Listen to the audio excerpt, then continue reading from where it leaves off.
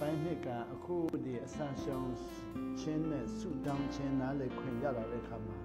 အဲ့ဒီမှာပထမဦးဆုံးကိုရဲတငယ်ချင်းကြီးရှင်းပြတဲ့ချိန်မှာကျွန်တော်ကအဲ့ဒါမစင်စားဘူးလေဟာဘောနော်အဲ့ဒါပါလို့ဆိုနှင်းဆိုတော့ရှင်းပြတယ်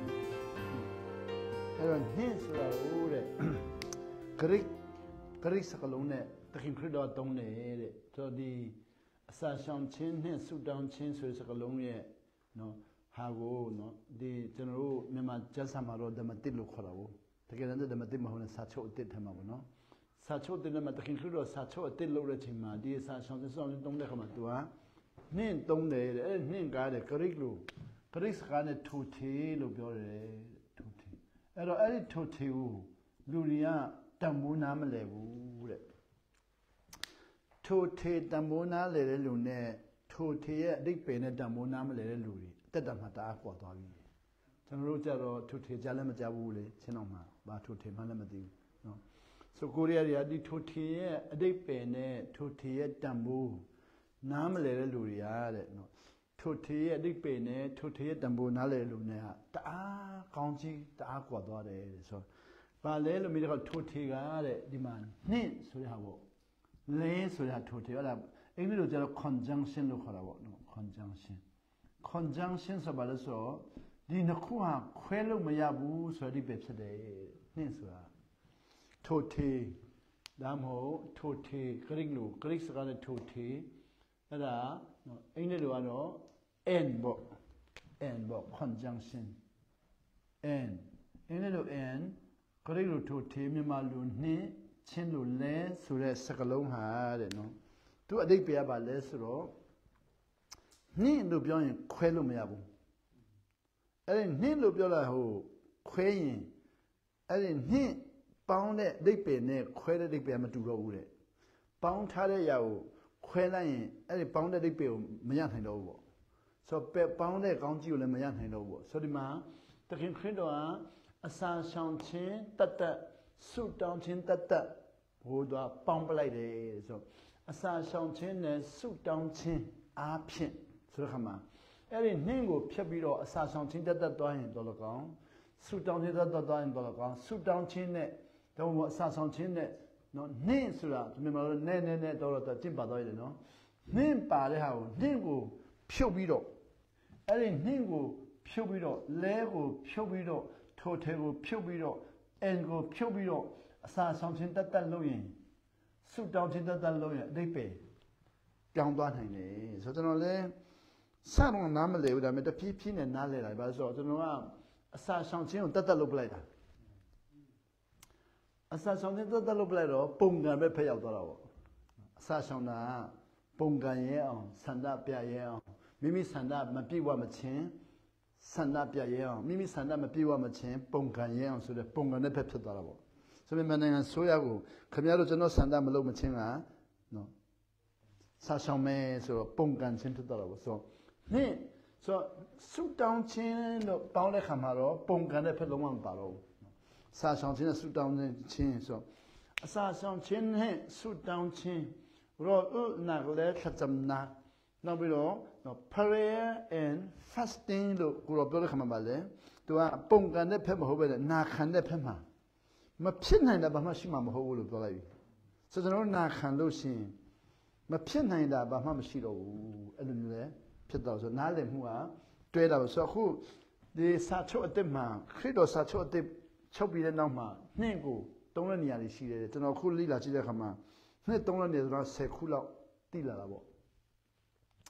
10ခုလောက်တည်လာတယ်အဲ့10ခုလောက်တည်လာတဲ့ဟာခုတဖြည်းဖြည်းနဲ့သဘောပေါက်လာတယ်ဆိုတော့ဗါလဲဆိုတော့ခုမြန်မာခုသူတွေကျွန်တော်မေးတယ်နော်ယောက်ျားချင်းချင်းလက်ထပ်တာမိန်းမချင်းချင်းလက်ထပ်တာဆရာဘယ်လိုမြင်တယ်လဲအဲ့လိုမျိုးပေါ့ယောက်ျားချင်းလက်ထပ်တာကျန်းစာနဲ့ညီသလားမိန်းမချင်းလက်ထပ်တာဆိုအဲ့ဒါတွေကဟုတ်သလားမှန်သလားကောင်းသလားပေါ့ကျွန်တော်ပြောအဲ့ဒါကောင်းတာဆိုးတာနဲ့ဆွေးနွေးရင်မှားတာမှန်တာနဲ့ဆွေးနွေးရင်ဘယ်တော့မှအဖြစ်မထွက်ဘူးဒါဆိုတော့မနာခံတဲ့ဘက်ကိုရောက်သွားပြီဆိုကောင်းတာဆိုးတာနဲ့ကြည့်ရင်လူတွေကအကောင်းကြိုက်တယ်အဆိုးမကြိုက်ဘူးဆိုတော့အကောင်းပဲလိုချင်တော့တယ်အဆိုးမလိုချင်ဆိုတဲ့လူကျွန်တော်ကဗာလဲမုန်းနိုင်တယ်အထင်သေးနိုင်တယ်ဆက်သွယ်ဖြစ်နိုင်တယ်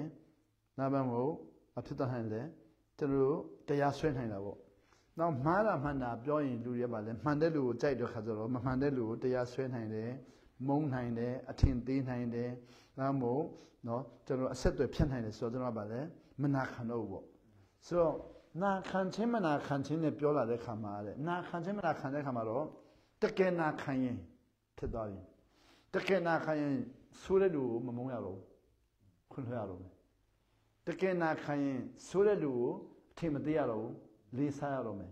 တကယ်နာခံရင်ဆိုးတဲ့လူကိုအပြစ်မမြင်ရတော့ဘူးနော်လက်ခံပေးရတော့မယ်ဆိုနာခံခြင်းဟာဆိုးတဲ့လူကိုလုံးဝမပြစ်ပယ်တော့ဘူးဒါပေမဲ့ခုနကကျွန်တော်ကအကောင်းဆုံးနဲ့တော်တဲ့လူကဆိုးတဲ့လူကိုပြစ်ပယ်ဆိုမနာခံသူဖြစ်တော့နောက်ပြီးတော့အမှားမှန်နဲ့တွားရင်မှားတဲ့လူကိုပြစ်ပယ်တယ်ဆိုရင်မနာခံသူဖြစ်တော့ဆိုတော့တကယ်နာခံလာရင်တဲ့အကောင်းဆိုးနဲ့တွားတာမတွားသင့်တော့ဘူးကောင်းတဲ့လူကိုဥစားပေးပြီးတော့မဆိုးတဲ့လူဥစားမပေးတာတဲ့နော်အဲ့လိုကြတော့ partialism ပေါ့နော်ခွဲခြားစိတ်ရှိသွားပြီနော်ဆိုတော့တကယ်ခရစ်တော်ကကျွန်တော်ခွဲခြားစိတ်မပေးချင်ဘူးမခွဲခြားရဘူးတဲ့နော်ကောင်းတဲ့လူကိုကြိုက်မကောင်းတဲ့လူကိုဖယ်မှန်တဲ့လူကိုကြိုက်မမှန်တဲ့လူကိုဖယ်တာတဲ့ဘာသာမဲ့တွေတော့မလုပ်နိုင်တယ်တဲ့ဆိုတော့အဲ့ဒါဘာသာမဲ့လို့ဘာသာမဲ့တွေရဲ့လုပ်ဖြစ်နေတယ်မရှင်တို့ကခန်းကြီး6အငယ်34 35 36မှာလေကောင်းတဲ့လူကိုလက်ခံမကောင်းတဲ့လူကိုဖယ်မှန်တဲ့လူကိုလက်ခံမမှန်တဲ့လူကိုဖယ်တာတဲ့ဘာသာမဲ့ဖျားမသိတဲ့လူတော်မှလုံနိုင်တယ်အဲ့ဒါတင်လို့လို့ရင်ပါအကျိုးကျေးဇူးခံစားမလဲဆိုတော့ကျွန်တော်ကအမှားမှန်နဲ့သွားတယ်အကောင်းဆုံးနဲ့သွားတာဘာအကျိုးကျေးဇူးမှမခံစားတော့ဘူးလေဘာသာမဲ့နဲ့တူတူပဲဆိုမြန်မာနိုင်ငံမှာလည်းခုပါလေကျွန်တော်ကခုခရီးရတဲ့အကောင်းဆုံးနဲ့သွားတယ်မှန်မှန်နဲ့သွားတော့ဘုရားဘာသာနဲ့တူတူပဲလေတာမန်တွေတူတူပဲလေဘာမှမရလို့ဆိုတနက်ပြည့်ကိုလည်းပြည့်မယ်သူမတိုင်ကိုလည်းတိုက်မယ်သူတို့တင်ကိုလည်းသိမယ်ဘာအကျိုးကျေးဇူးမှမရတော့ဘူးပေါ့ဆိုတော့နာကင်တကယ်နာခံရင်မှားတဲ့လူကိုထင်မသေးရဘူးမှားတဲ့လူမဖယ်ရဘူးမှားတဲ့လူကိုအရေးမယူရတော့ဘူးပေါ့ခွင့်လွှတ်ရတော့မှာပေါ့တကယ်နာခံရင်မကောင်းတဲ့လူကိုလည်းမဖယ်ရဘူးမနိုင်ရဘူးနော်လေးစားတော့ဆိုနာခံခြင်းမနာခံခြင်းမှာအဆဆောင်ခြင်းအတိတ်ပဲပေါ်လာတာပေါ့ဟိုတော့ဆာမဆောင်ရင်အမှားမှန်နဲ့အကောင်းဆိုးနဲ့တွားရင်ရပြီလေနော်ရပြီနော်ဆာမဆောင်ဟိုနောက်နဲ့သူမှားတယ်သူမှန်တယ်သူကောင်းတယ်သူမကောင်းရတယ်အခုတော့အစာရှောင်လာတဲ့ခါမှာဝိညာဉ်တော်လမ်းပြလာတဲ့ခါမှာအဲ့လိုမဟုတ်ဘူးတဲ့ဆိုတော့ဒီမှာအစာရှောင်ခြင်းနဲ့ဆုတောင်းခြင်းကနာခံခြင်းကိုမဖြစ်နိုင်တယ်ဘာမှမရှိတော့ဘူးဆိုတော့ဘလောက်ပဲဆိုးပါစေခွမလွတ်နိုင်ဘူးဆိုတာမရှိတော့ဘူးအဲ့လိုမျိုးပေါ့နော်ဘလောက်ပဲမှားပါစေခွမလွတ်နိုင်ဘူးဆိုတာမရှိတော့ဘူးဆိုတော့အစာရှောင်နှင်းခြင်းနဲ့ဆုတောင်းခြင်းအပြင်ဆိုတော့ခုနယောက်ျားချင်းချင်းဟိုလက်ထက်တာမိန်းမချင်းချင်းလက်ထက်တာဖျားသခင်နော်လက်ခံမလားနော်ဖျားခင်ကြိုက်မလားဆိုကိုရောရဲ့စကားတိုင်းဆိုရင်ယောက်ျားနဲ့မိန်းမလို့သူပြောပြီးနှင့်ပါပြီနော်ဆိုတော့ယောက်ျားနဲ့မိန်းမကိုဖျားခင်ပေါင်းတယ်တဲ့ဘယ်သူမှမကွဲစီနဲ့ဆိုတော့ယောက်ျားနဲ့မိန်းမကိုပေါင်းပြီးတော့နာခံတဲ့လူတော့မကွဲတော့ဘူးမနာခံတဲ့လူတော့ကွဲမယ်ဘာလို့ဆိုတော့ယောက်ျားမကောင်းရင်ကွဲမယ်ယောက်ျားမှားရင်ကွဲမယ်ဆိုတော့ယောက်ျားမှားရင်ကွဲမယ်ယောက်ျားမကောင်းရင်ကွဲမယ်ဆိုတာမနာခံသူဆိုနာခံသူကတော့ယောက်ျားမှားအောင်မရှာတော့ဘူးအမှန်ကိုလည်းမရှာတော့ဘူးယောက်ျားကောင်းတာလည်းမရှာဘူးမကောင်းတာလည်းမရှာတော့ဘူးယောက်ျားကိုနာခံသူကတော့သူ့ရဲ့နော်ဖျားသခင်ပေါင်းထားပြီးပြီဆိုတော့ဘသူမှမကွဲစေနဲ့ဆိုတော့သူများအလုံးကလည်းခွဲလို့မရဘူးကျွန်တော်ကိုယ်တိုင်လည်းခွဲပိုင်ခွင့်မရှိတော့ဘူးဆိုအဲ့မှာသူကနှင့်ထည့်လိုက်ပြီယောက်ျားနဲ့မိန်းမဆိုအဲ့မှာမိန်းမနဲ့မိန်းမဆိုမပါတော့ဘူးယောက်ျားနဲ့ယောက်ျားဆိုမှပါလို့ဆိုတော့ယောက်ျားနဲ့ယောက်ျားဖခင်မပေါင်းဘူးမိန်းမနဲ့မိန်းမမပေါင်းဘူးဆိုတော့အခုမနာခံတဲ့လူဟာယောက်ျားနဲ့ယောက်ျားပေါင်းတယ်မိန်းမနဲ့မိန်းမပေါင်းတယ်ဆိုတော့ဖခင်ကတော့ခွင့်လွှတ်နိုင်တယ်ခုနပြောပြီလေနော်နာခံရင်ခွင့်လွှတ်နိုင်တယ်ဆိုခွင့်လွှတ်နိုင်တယ်ဒါပေမဲ့ဘသူကဆုံးရှုံးပြီလေယောက်ျားနဲ့ယောက်ျားပေါင်းတဲ့လူကဆုံးရှုံးပြီဘာဆုံးရှုံးလဲခလေးမရတော့မိန်းမနဲ့မိန်းမပေါင်းတဲ့ဆုံးရှုံးဘာဆုံးခလေးမရလို့ဆိုခလေးမရဘူးဆိုစကလုံးကတော့တမျိုးပေါ့ဒါပေမဲ့ကျမ်းစာရဆိုလူမဖန်ဆင်းနိုင်တော့ဘူးပေါ့ဖယားတခါတို့တာဝန်ပေးထားတဲ့လူသားဖန်ဆင်းပိုင်ခွင့်မရှိတော့ဆိုတော့ယောက်ျားနဲ့မိန်းမနဲ့ကိုယ်တော်ပေါင်းပြီးတော့ကျွန်တော်တို့ ਨੇ ရုပ်တူသောလူကိုဖန်ဆင်းခွင့်ရတယ်နော်အကယ်၍တကယ်နာခံရင်နော်ခလေးအများကြီးမွေးလို့ရတယ်ဒါပေမဲ့မနာခံတဲ့လူမမွေးချင်ဘူးနော်ကိုပါလေကိုမပိတ်ဒါတော့ဆေးစားတယ်ခလေးမမွေးဆေးစားတယ်ဆိုတော့တယောက်မွေးပြီးတော်ပြီတဲ့နော်နှစ်ယောက်တော့မမွေးပါလို့ဆိုမလုတ်ကျွေးနိုင်ဘူးဆိုလုတ်ကျွေးတာကစမိမိတာဝန်လို့ထင်ပြီးတော့ဖ ဖျားသခင်နာခံချင်းလို့မထင်တဲ့ခါမှာကျွန်တော်တို့လက်ဆန်နေလို့နဲ့မလုတ်ကျွေးနိုင်ဘူးကြည်စမ်းလူတယောက်ဖန်ဆင်းတဲ့တန်မိုးကြီးကိုမလုတ်ကျွေးနိုင်ဘူးကဲအခုကျွန်တော်တို့လင်မယားခလေးမရဘူးအခုကျွန်တော်တို့လူ15ယောက်အနည်းဆုံးလုတ်ကျွေးတယ်ကဲဘာမှမခက်ဘူးအခုဆိုရင်လည်း30လောက်လုတ်ကျွေးတယ်ဘာမှမခက်ဘူးလုတ်ကျွေးတယ်ဘာလို့မခက်လဲနာခံရင်ကျွန်တော်တို့ပတ်စံမလို့လေနာခံကျွန်တော်ပတ်စံလောက်အခါနဲ့မကျွေးဘူးလေဖျားခင်တို့ကျွေးနေတာပဲလေဆိုတော့ဖျားခင်နာခံရင်မဖြစ်နိုင်တဲ့ဘာမှမရှိဘူးဆိုတော့အဲ့ဒါနှင့်ရဲ့အဓိပ္ပာယ်ပေါ့ကိုတော်ကနှင့်လို့သုံးရင်တဲ့အဲ့ဒီနှင့်ကိုမဖြုတ်နဲ့ဆိုတော့ယောက်ျားနဲ့မိန်းမဖျားခံပေါင်းတယ်လို့ပြောရင်နှင့်ကိုမဖြုတ်နဲ့ဆိုနှင့်ကိုဖြုတ်ရင်တော့ယောက်ျားနဲ့ယောက်ျားနှင့်ကိုဖြုတ်ရင်တော့မိန်းမနဲ့မိန်းမပေါင်းအဲ့ဒါဖျားခင်ပေါင်းတာမဟုတ်တော့ဘူးဆိုကိုကပေါင်းတယ်ဆိုမနာခံသူဒါပေမဲ့မနာခံဖျားကခွင့်လွှတ်နိုင်လို့မယ်ခွင့်လွှတ်နိုင်လို့မယ်နော်ဒါပေမဲ့ဘသူကဘာဖြစ်လဲသူကနှင့်ကိုဖြုတ်တော့သူကရှုံးပြီဘာရှုံးလဲတာသမီးမဖန်ဆင်းနိုင်တော့ဘူးပေါ့အဲ့လိုမျိုးပေါ့ကျွန်တော်ကအဲ့လိုမဟုတ်ဘူးဖျားခင်ကပဲဒါနဲ့ခုံမလို့လို့ဒုတ်နဲ့ရိုက်မလို့လို့ကျွန်တော်ကလည်းတင်းတော်နဲ့ပါထောမလို့လို့နော်တင်းတော်ရဲ့မူဝါဒမှမကိုက်ဘူးတော့ထင်မှန်ဘူးဆိုပြီးတော့နော်အဲ့ဒီရောက်ကြပန်းတော့တင်းတော်နဲ့မောင်းထိုးမလို့လို့ဒဏ်ရိုက်ရမလို့ငရဲပြို့ပို့မလို့ကျွန်တော်တာဝန်ယူနေတာဟုတ်နော်အဲ့ဒါမနာခံခြင်းဖြစ်သွားပြီဆိုတော့တင်းတော်မှာယောက်ျားတွေမှာပေါင်းရင်တင်းတော်နဲ့ထုတ်မယ်ဆိုတာမနာခံသူ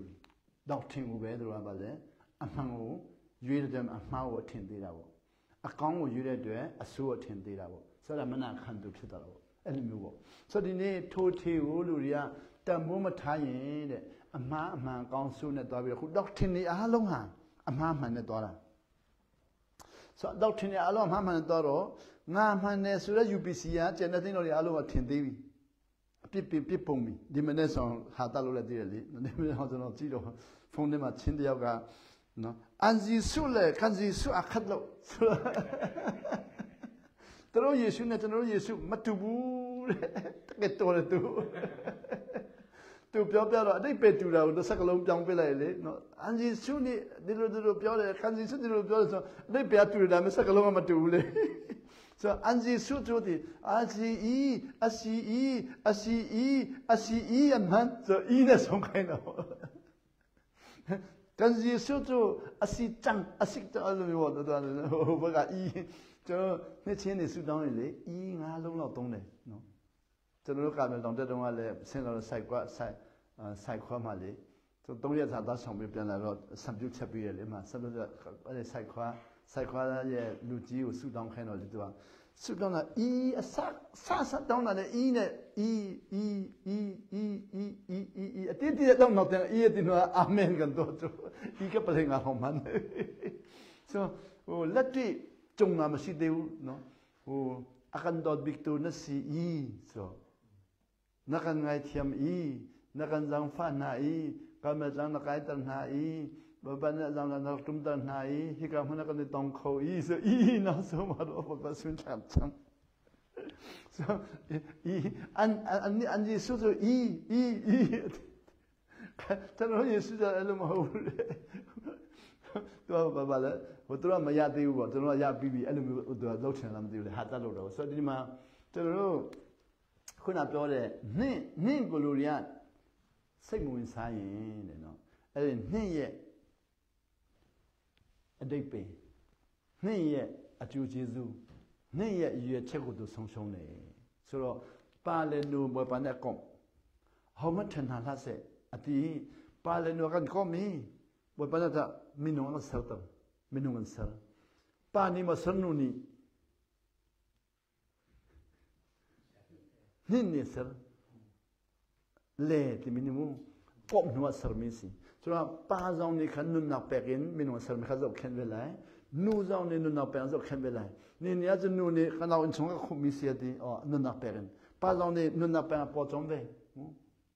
in chung kha ro dinga khan pani khan ro lo dinga na perwe nu dong ni na perwe ni khan aman kha khatale ka zawale man tam to kan per nu ga zawle nu ne man tam to per pa le pani man tam to per kha pani ke man ka per ate chun khatale ka muti lo nu ni ke man ka per pa muti so ke man ka per kan tia khan chun khatale ta khan muti lo tu kan pan hin kan per ni nang man le ke man ni aman kan per tia chunဆုလမ်ခါတန်းတောင်ဆိုအဲ့တော့စာဆောင်ခြင်းနဲ့ဆုတောင်းခြင်းအဖြစ် ဆိုဒီ2008တုန်းကအိန္ဒိယနိုင်ငံအိုင်ဇောကိုသွားတော့အိုင်ဇောမှာနော်အိန္ဒိယနိုင်ငံရဲ့ဝန်ကြီးရဲ့ဇနီးပေါ့နော်အိန္ဒိယနိုင်ငံဝန်ကြီးဇနီးနော်ဟိုကျွန်တော်တို့အိုင်ဇောရဲ့ဝန်ကြီးပေါ့နော်ချင်းစကားနဲ့ဆိုတော့ခိုင်ထံပါခိုင်ထံလို့ပေါ့နော်အဲ့ဒီခိုင်ထံတို့ကကင်ဆာဖြစ်သွားတယ်ကင်ဆာဖြစ်သွားတော့သူကစက်ဦးကင်ဆာပေါ့စက်ဦးကင်ဆာဒီအိမ်တာတက်တဲ့ဟိုကင်ဆာပေါ့စက်ဦးကင်ဆာဆိုအိုင်ဇောနဲ့အိန္ဒိယနယူးဒေလီတို့ရဲ့ဆရာဝန်တွေကတို့ကြည့်တော့စက်ဦးကင်ဆာဆိုတော့တဲ့အဲ့ဒီ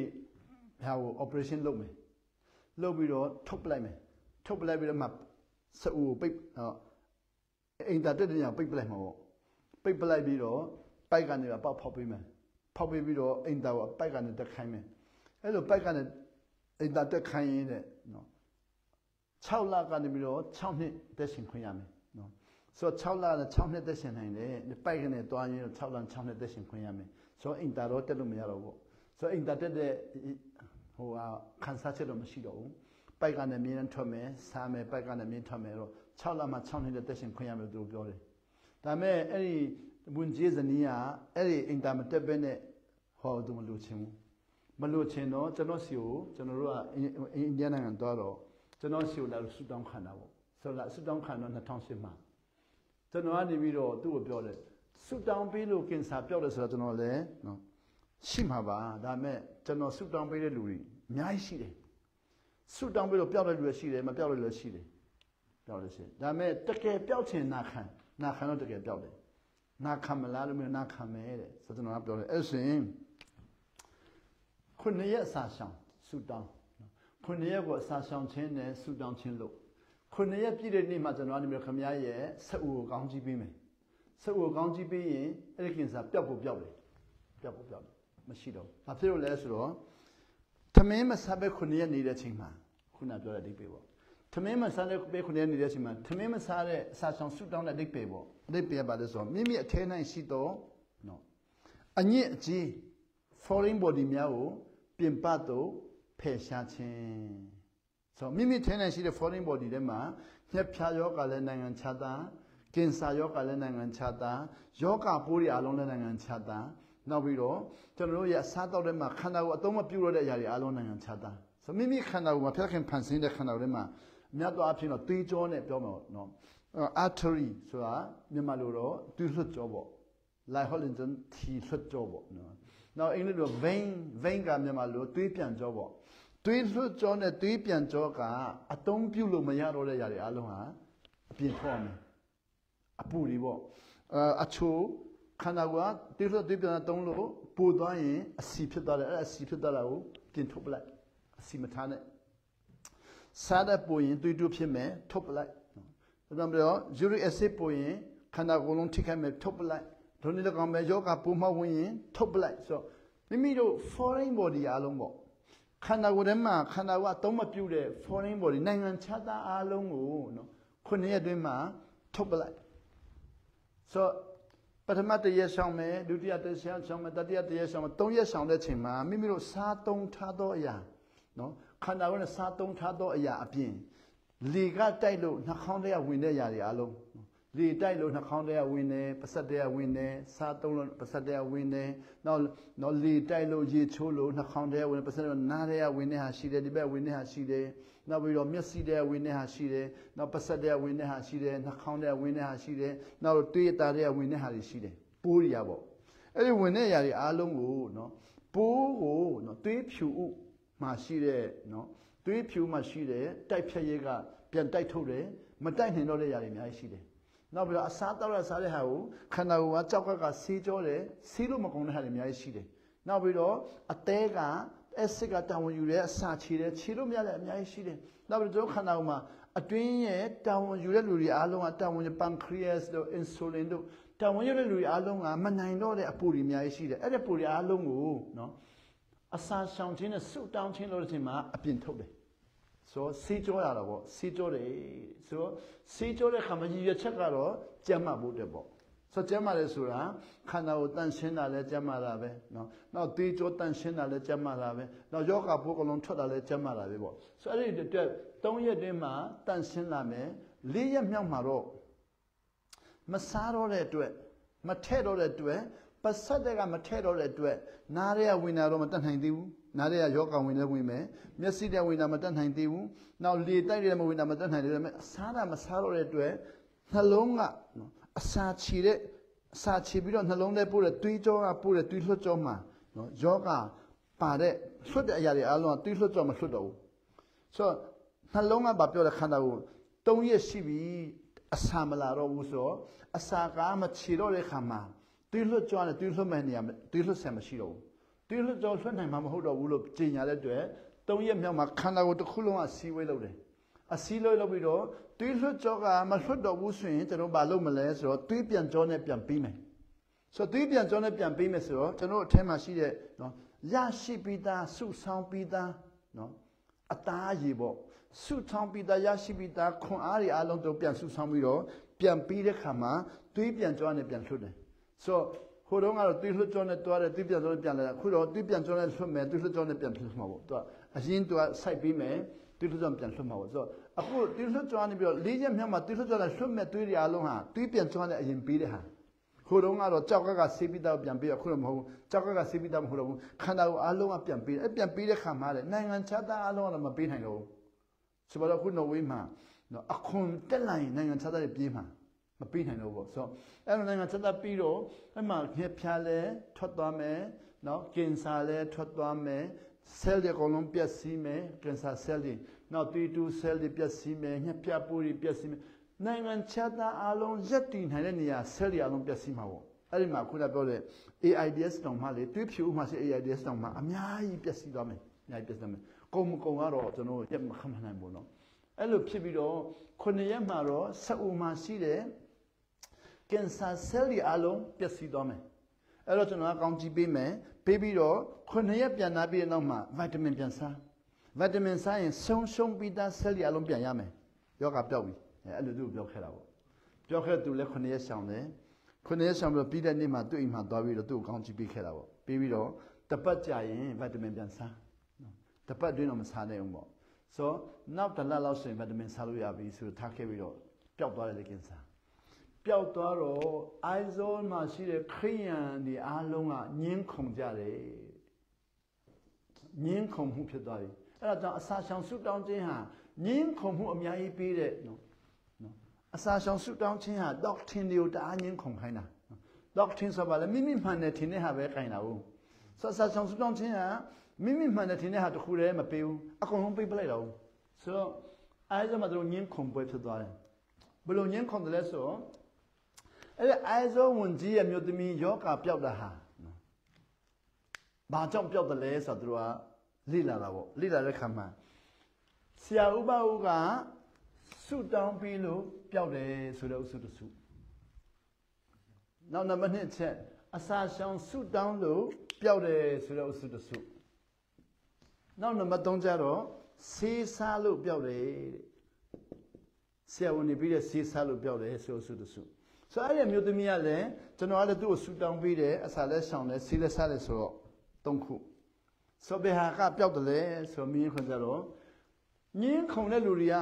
3ခုစလုံးလက်မခံနိုင်ဘူးလက်မခံနိုင်တော့နော်ဆရာဥပဦးကဆူတောင်းပေးလို့ပျောက်တယ်ဆိုတဲ့လူတွေကလည်းအဲ့ဒီတစ်ခုပဲကျွန်တော်ကြိုက်တယ်ဆရာဘာကဆူတောင်းပေးလို့ပျောက်တယ်ဆိုတော့အတိကန်ရောနောက်ပြီးတော့ဒီဘက်ကအစာရှောင်ဖွဲ့လာအစာရှောင်လို့ပျောက်ဆိုတော့အတိကန်ရောနောက်စီအုပ်စုဆရာဝန်ငါတို့စီပြီးလို့ပြောတဲ့ခိုင်ရောဆိုတော့ညင်းခုန်ကြပြီဆိုဖျားเจ้าတစ်เจ้าမှညင်းခုန်ကြပြီအဲဒါမှဆရာအတင်းတော့တပတ်စဉ်ဘယ်ထက်တင်းတော့ပေါ့ဘယ်ထက်တင်းတော့မှအဲ့ဒီ3အုပ်စုစလုံးကအတင်းတော့မှသွားရှိတော့ညင်းခုန်ကြပြီညင်းခုန်ကြတော့2013မှာကျွန်တော်ကအဲဒါပြန်သွားတယ်ဆို9နှစ်ကြာပေါ့9နှစ်ကြာအဲ့ဒါပြန်အဲ့ဒီမှာဘယ်ထက်တင်းတော့ချက်ချမဲကျွန်တော်ဘာပြောတယ်ဆိုဆရာဥပဦးလာတော့တိတ်ကျေးဇူးတော့ကျေးဇူးတင်တယ်တဲ့ကျွန်တော်ပြန်လာဖြည့်ရှင်းပေးခဲ့ရမယ်တဲ့ဟုတ်ပြီဖြည့်ရှင်းပေးခဲ့မယ်ဗာပြန်လာတော့အဲ့ဒီဝန်ကြီးရဲ့မြို့သမီးယောဂပျောက်သွားတယ်အခုထိပျောက်သွားတယ်ပျောက်အခုတော့ကြိုက်လို့နေလို့ရပြီဆိုတော့တချို့ကပြောတယ်ဆရာတော်ဥပဦးဆူတောင်းပြီးလို့ပျောက်တယ်လို့ပြောတယ်အခုတို့ကျွန်တော်အတင်းတော့မှတဆုနောက်အစာဆောင်ဆူတောင်းလို့ပျောက်ဆိုတဆုဆေးဆက်လို့ပျောက်ဆိုတဆုတို့ညင်းခုန်ကြအခုဖျားเจ้าမှလည်းမတည့်တော့ဘူးအခုအတင်းတော်လည်း3ပါးကွဲနိုင်တယ်တဲ့နော်မကွဲအောင်အပေါ်ယံပဲထင်းလို့ရတယ်အထဲမှာထင်းလို့မရတော့ဘူးပေါ့အပေါ်ယံပဲဖျားเจ้าလာတယ်မစိတ်ကတော့တအားကွဲသွားပြီတဲ့ ရံဖြစ်ခါနီးရိုက်နှက်ခါနီးတင်းတော့ကွဲခါနီးဖြစ်တယ်အဖြစ်ရှင်ပေးပါကျွန်တော်လည်းဖြစ်ရှင်ပေးမယ်ဆိုတော့ဒါမဲ့ဘလို့လဲဆိုတော့ပြောတယ်နော်ဆရာတော်ဥပဟုကအစာဆောင်ခိုင်းတယ်စာဆောင်ခိုင်းပြီးတော့ဆူတောင်းပေးတယ်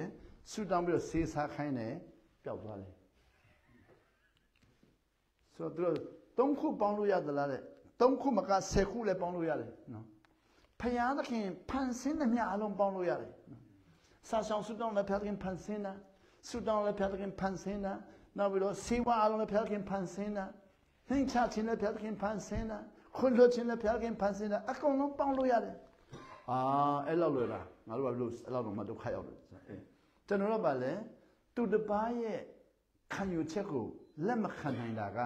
မိမိရဲ့မာနဆိုမာနဆိုရင်ဗာလဲမနာခံခြင်းပဲလေဆိုတော့အဲ့ဒီမျိုးသမီးပျောက်တာဟာအားလုံးပေါင်းတယ်ဆိုအဲ့ဒါကိုကျွန်တော်စကားများနေရတယ်အခုတော့လက်ခံတော့မယ်ဆိုဖယားသခင်နိုင်ငံလို့ဆိုတာလက်မခံနိုင်တယ်ဘာမှမရှိဘူးဆိုအခုနပြောတယ်ယောက်ျားချင်းပေါင်းတာလဲခွင့်လွှတ်လို့ရတယ်ထေမသေးရဲ့ကိုရောပြောတော့ထေမသေးနဲ့ထင်သေးရင်မှလည်းမုံစိတ်ရှိလာမယ်ဆိုသူရွေးချယ်တဲ့ဟာထေမသေးနဲ့ယောက်ျားချင်းပေါင်းလဲလက်ခံပေးပါထေမသေးနဲ့သူဆုံးရှုံးသွားပြီကောင်းကြီးနော်တခိုးလဲအထင်မသေးနဲ့သူခိုးလို့သူတိတ်ခါကျသွားပြီနော်သူတိတ်ခါကျသွားပြီအဲ့တော့တိတ်ခါကျတဲ့ထဲပြန်ပြီးတော့ထင်သေးရင်နော်မနာခံခြင်းတခိုးတွေ့ရင်လည်းထင်မသေးနဲ့သူခိုးလို့သူဒုက္ခရောက်နေပြီသူစိတ်ထဲမှာလဲနော်ငါခိုးတော့သူများတိမှကြောက်လို့နော်ဘယ်လောက်ဒုက္ခရောက်လဲလိန်တဲ့လူလဲသူလိန်လို့လူများတိမှကြောက်လို့ဘယ်လောက်ဒုက္ခရောက်လဲမိမိတို့နော်ရွေးချယ်ထားသောအရာတွေမိမိကိုယ်တိုင်တန်ဖိုးပေးနေပြီမိမိကိုယ်တိုင်တန်ဖိုးပေးနေတာကိုကလိုက်ပြီးတော့အဲ့ဒီတန်ဖိုးကိုသူများကိုနော်ကိုကပေးခိုင်းနေဆိုတာမိမိမှာဘာတောင်းဝန်ရှိတာလဲနာခံတော်သူဟာကိုရွေးချယ်တော့ရကိုတန်ဖိုးပေးတခိုးလဲခိုးတဲ့တန်ဖိုးပေးတယ်လိန်တဲ့လူလဲလိန်တဲ့တန်ဖိုးပေးတယ်ညာတဲ့လူလဲညာတဲ့တန်ဖိုးပေးတယ်မိမရိုက်တဲ့လူလဲရိုက်တဲ့တန်ဖိုးပေးတယ်တာသမီရိုက်တဲ့လူရိုက်တဲ့တန်ဖိုးပေးတယ်နော်နောက်ပြီးတော့အရက်တောက်လဲရက်တောက်လဲတန်ဖိုးပေးတယ်ဆိုတော့သူတန်ဖိုးပေးနေပြီမိမိကနာခံတယ်ဆိုရင်လုံးဝခွဲခြားခြင်းမရှိတဲ့ခွင့်လွှတ်လိုက်ဆိုတော့အဲ့လိုလုပ်ရင်အကုန်ပြီးတာပဲလေဆိုတော့အစာရှောင်ခြင်းနဲ့ဆုတောင်းခြင်းရဲ့အဓိပ္ပာယ်ပါလေမဖြစ်နိုင်တာဘာမှမရှိဘူးတဲ့မဖြစ်နိုင်တာဘာမှရှိမှာမဟုတ်ဘူးဆိုပါလေခွင့်မလွှတ်နိုင်ဘူးဆိုတာမရှိဘူးပေါ့လက်မခံနိုင်ဘူးဆိုတာလည်းမရှိဘူးပေါ့မရှိဘူးအဲ့ဒါရှင်မတဲ့ခန်းကြီး7အငယ်20ကနေပြီးတော့21မှာရေးထားတယ်အဲ့တော့အဲ့မှာရှင်မတဲ့ခန်းကြီး7ငယ်21မှာတော့အစာရှောင်ခြင်းနဲ့ဆုတောင်းခြင်းဆိုပြီးတော့နှင့်ကိုတွဲလိုက်တယ်မှတ်တပါအစာရှောင်ခြင်းနဲ့ဆုတောင်းခြင်းမှတ်တပါကျန်တဲ့ຢာတွေတော့မဖြစ်နိုင်ဘူးဆိုတော့အစာရှောင်ခြင်းနဲ့ဆုတောင်းခြင်းမှတ်တပါလို့ပြောတော့ပါလေမှတ်တပါဆိုတော့ကျွန်တော်တို့အထင်သေးတာတို့အရေးယူတာတို့အပြစ်တင်တာတို့အလုံးဟာနော်ကျွန်တော်ခွင့်လွှတ်ဖို့အတွက်မဖြစ်နိုင်ဘူးလေဆိုတော့အစာရှောင်ခြင်းနဲ့ဆုတောင်းခြင်းမလုပ်ရင်မခွင့်လွှတ်နိုင်ဘူးမနာခံသောသူဟာမိမိရဲ့ဆုံးဖြတ်ချက်ကိုနော်နာခံခြင်းနဲ့မဆုံးဖြတ်တော့ကြောင့်အပြစ်တင်ခြင်းစိတ်များသွားပြီအဲဒါကြောင့်နော်အမျိုးသမီးတို့ကြောက်ခဲနဲ့ပြစ်မယ်လို့ဆုံးဖြတ်လိုက်ပြီဆုံးဖြတ်လိုက်ခရစ်တော်ပြောလေအပြစ်မလုပ်ဘူးတဲ့လူကအရင်ပြစ်ပါဆိုတဲ့ခါကျတော့အပြစ်မလုပ်လို့လည်းမရှိလို့ဆိုတော့ကြောက်ခဲကသူတို့အရင်ပြစ်ရတော့မှာပေါ့နော်အမျိုးသမီးကိုအရင်မပြစ်ပဲနဲ့သူ့ကိုအရင်ပြစ်ရတော့မယ်ဆိုတော့ကြောက်ခဲပြစ်မှာကြောက်တဲ့လူတွေကပြေးကုန်ပြီဆိုအမျိုးသမီးပြစ်မှာကနောက်ဆုံးသူတို့အရင်ပြစ်ရတော့မယ်ဆိုတော့ကိုယ့်ကိုအရင်ပြစ်တဲ့လူမရှိဘူးလေမရှိတော့ထွက်ပြေးကုန်ပြီဆိုတော့ကိုတော်ပြောကိုတော်ကလည်းအပြစ်မရှိတဲ့လူကလည်းခွင့်လွှတ်တယ်အပြစ်ရှိတဲ့လူနဲ့အပြစ်ရှိတဲ့လူခွင့်မလွှတ်နိုင်ဘူးဒါပေမဲ့အပြစ်မရှိတဲ့လူကခွင့်လွှတ်နေပြီဆိုတော့ဒီနေ့နာခံတော်သူဟာခွင့်မလွှတ်နိုင်တာမရှိတော့ဘူးဆိုတော့ဒီမှာအစာရှောင်ခြင်းရဲ့အတိတ်ပေကိုကြည့်မယ်ဆိုရင်ပါလေမိမိအထဲကိုတန့်ရှင်းခိုင်းဖို့မိမိအထဲမှာပါမတန့်ရှင်းတာလေကျွန်တော်တို့အမြင်နဲ့ဒီနေ့တက်တဲ့ခါနဲ့ပြန်ပြောကြည့်မယ်နော်ကျွန်တော်တို့ကိုရောရှင်ဘုရားသခင်လူသားကိုဖန်ဆင်းတဲ့ခါမှာတဲ့နော်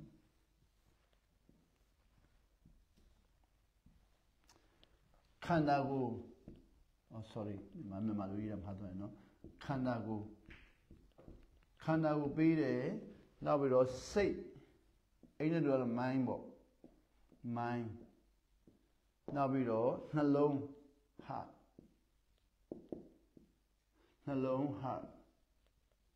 ပြီးတယ်နောက်ပြီးတော့ spirit ဝိညာဉ်ပြီးတယ်တချို့လူတွေကအဲ့ဒီ၄ခုတော့မသိဘဲနဲ့တည်သွားတဲ့လူအများကြီးရှိတယ်ပေါ့ဘုရားသခင်လူသားကိုဖန်ဆင်းတဲ့အခါမှာတဲ့နော်ခန္ဓာကိုပြီးတယ်နောက်ပြီးတော့စိတ်ပြီးတယ်နောက်ပြီးတော့နှလုံးပြီးတယ်နောက်ပြီးတော့ဝိညာဉ်ပြီးတယ်အဲ့ဒါကိုလူသားတွေကမသိဘဲနဲ့မွေးလာပြီးတော့မသိဘဲနဲ့တည်သွားတဲ့အထိနော်လောကမှာအသက်ရှင်တဲ့လူတွေတအားများတယ်ပိုင်လျက်နဲ့ကိုပိုင်တာဘာမှမသိတဲ့လူအများကြီးပေါ့ရှိပါလျက်နဲ့မသိဘူးပေါ့ရှိတယ်အဲ့ဒါမသိတဲ့အကြောင်းရင်းပါလဲဆိုအစာရှောင်ခြင်းနဲ့ဆူတောင်းခြင်း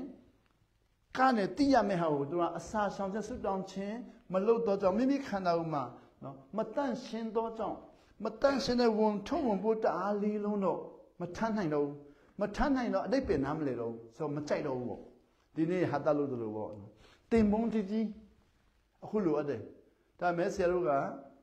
မထမ်းနိုင်တော့ဆွန့်ပလိုက်တင်မုန်းကြီးတော့တုံးလို့တအားကောင်းမှဒီနေ့တင်မုန်းကြီးတုံးရင်ဘယ်လောက်ကောင်းမလဲနော်အခုတင်မုန်းကြီးလိုတယ်ဆိုတော့တင်းဦးဆရာပြောတယ်လေးလုံးလို့မထမ်းနိုင်တော့ဘူးရေတော့ကပထမလေးလုံးရေမထမ်းနိုင်တော့ဘူးလားဆိုတော့မျိုးပေါ့ကျွန်တော်ရဲ့နော်လူသားကကျွန်တော်စိတ်ထဲမှာဘာဖြစ်လဲစိတ်ကလည်းညစ်ပတ်လုံးနေနှလုံးသားကလည်းကောက်ကျစ်လုံးနေနောက်ပြီးတော့ဝိညာဉ်ကလည်းမနာခံလုံးဘူးဆိုတော့ခန္ဓာကိုယ်ကလေးလုံးတော့မထမ်းနိုင်တော့မထမ်းနိုင်တော့စိတ်ရတဲ့ပဲလည်းစိတ်မဝင်စားတော့နှလုံးရတဲ့ပဲလည်းစိတ်မဝင်စားတော့ဝိညာဉ်ရတဲ့ပဲလည်းစိတ်မဝင်စားတော့ငါတည်တော့မှာပဲလို့ပဲမြင်နေထင်တယ်နော်ကိုယ်ပိုင်တဲ့ပစ္စည်းကိုထိုင်းရင်ငါတည်မှာပဲဆိုတော့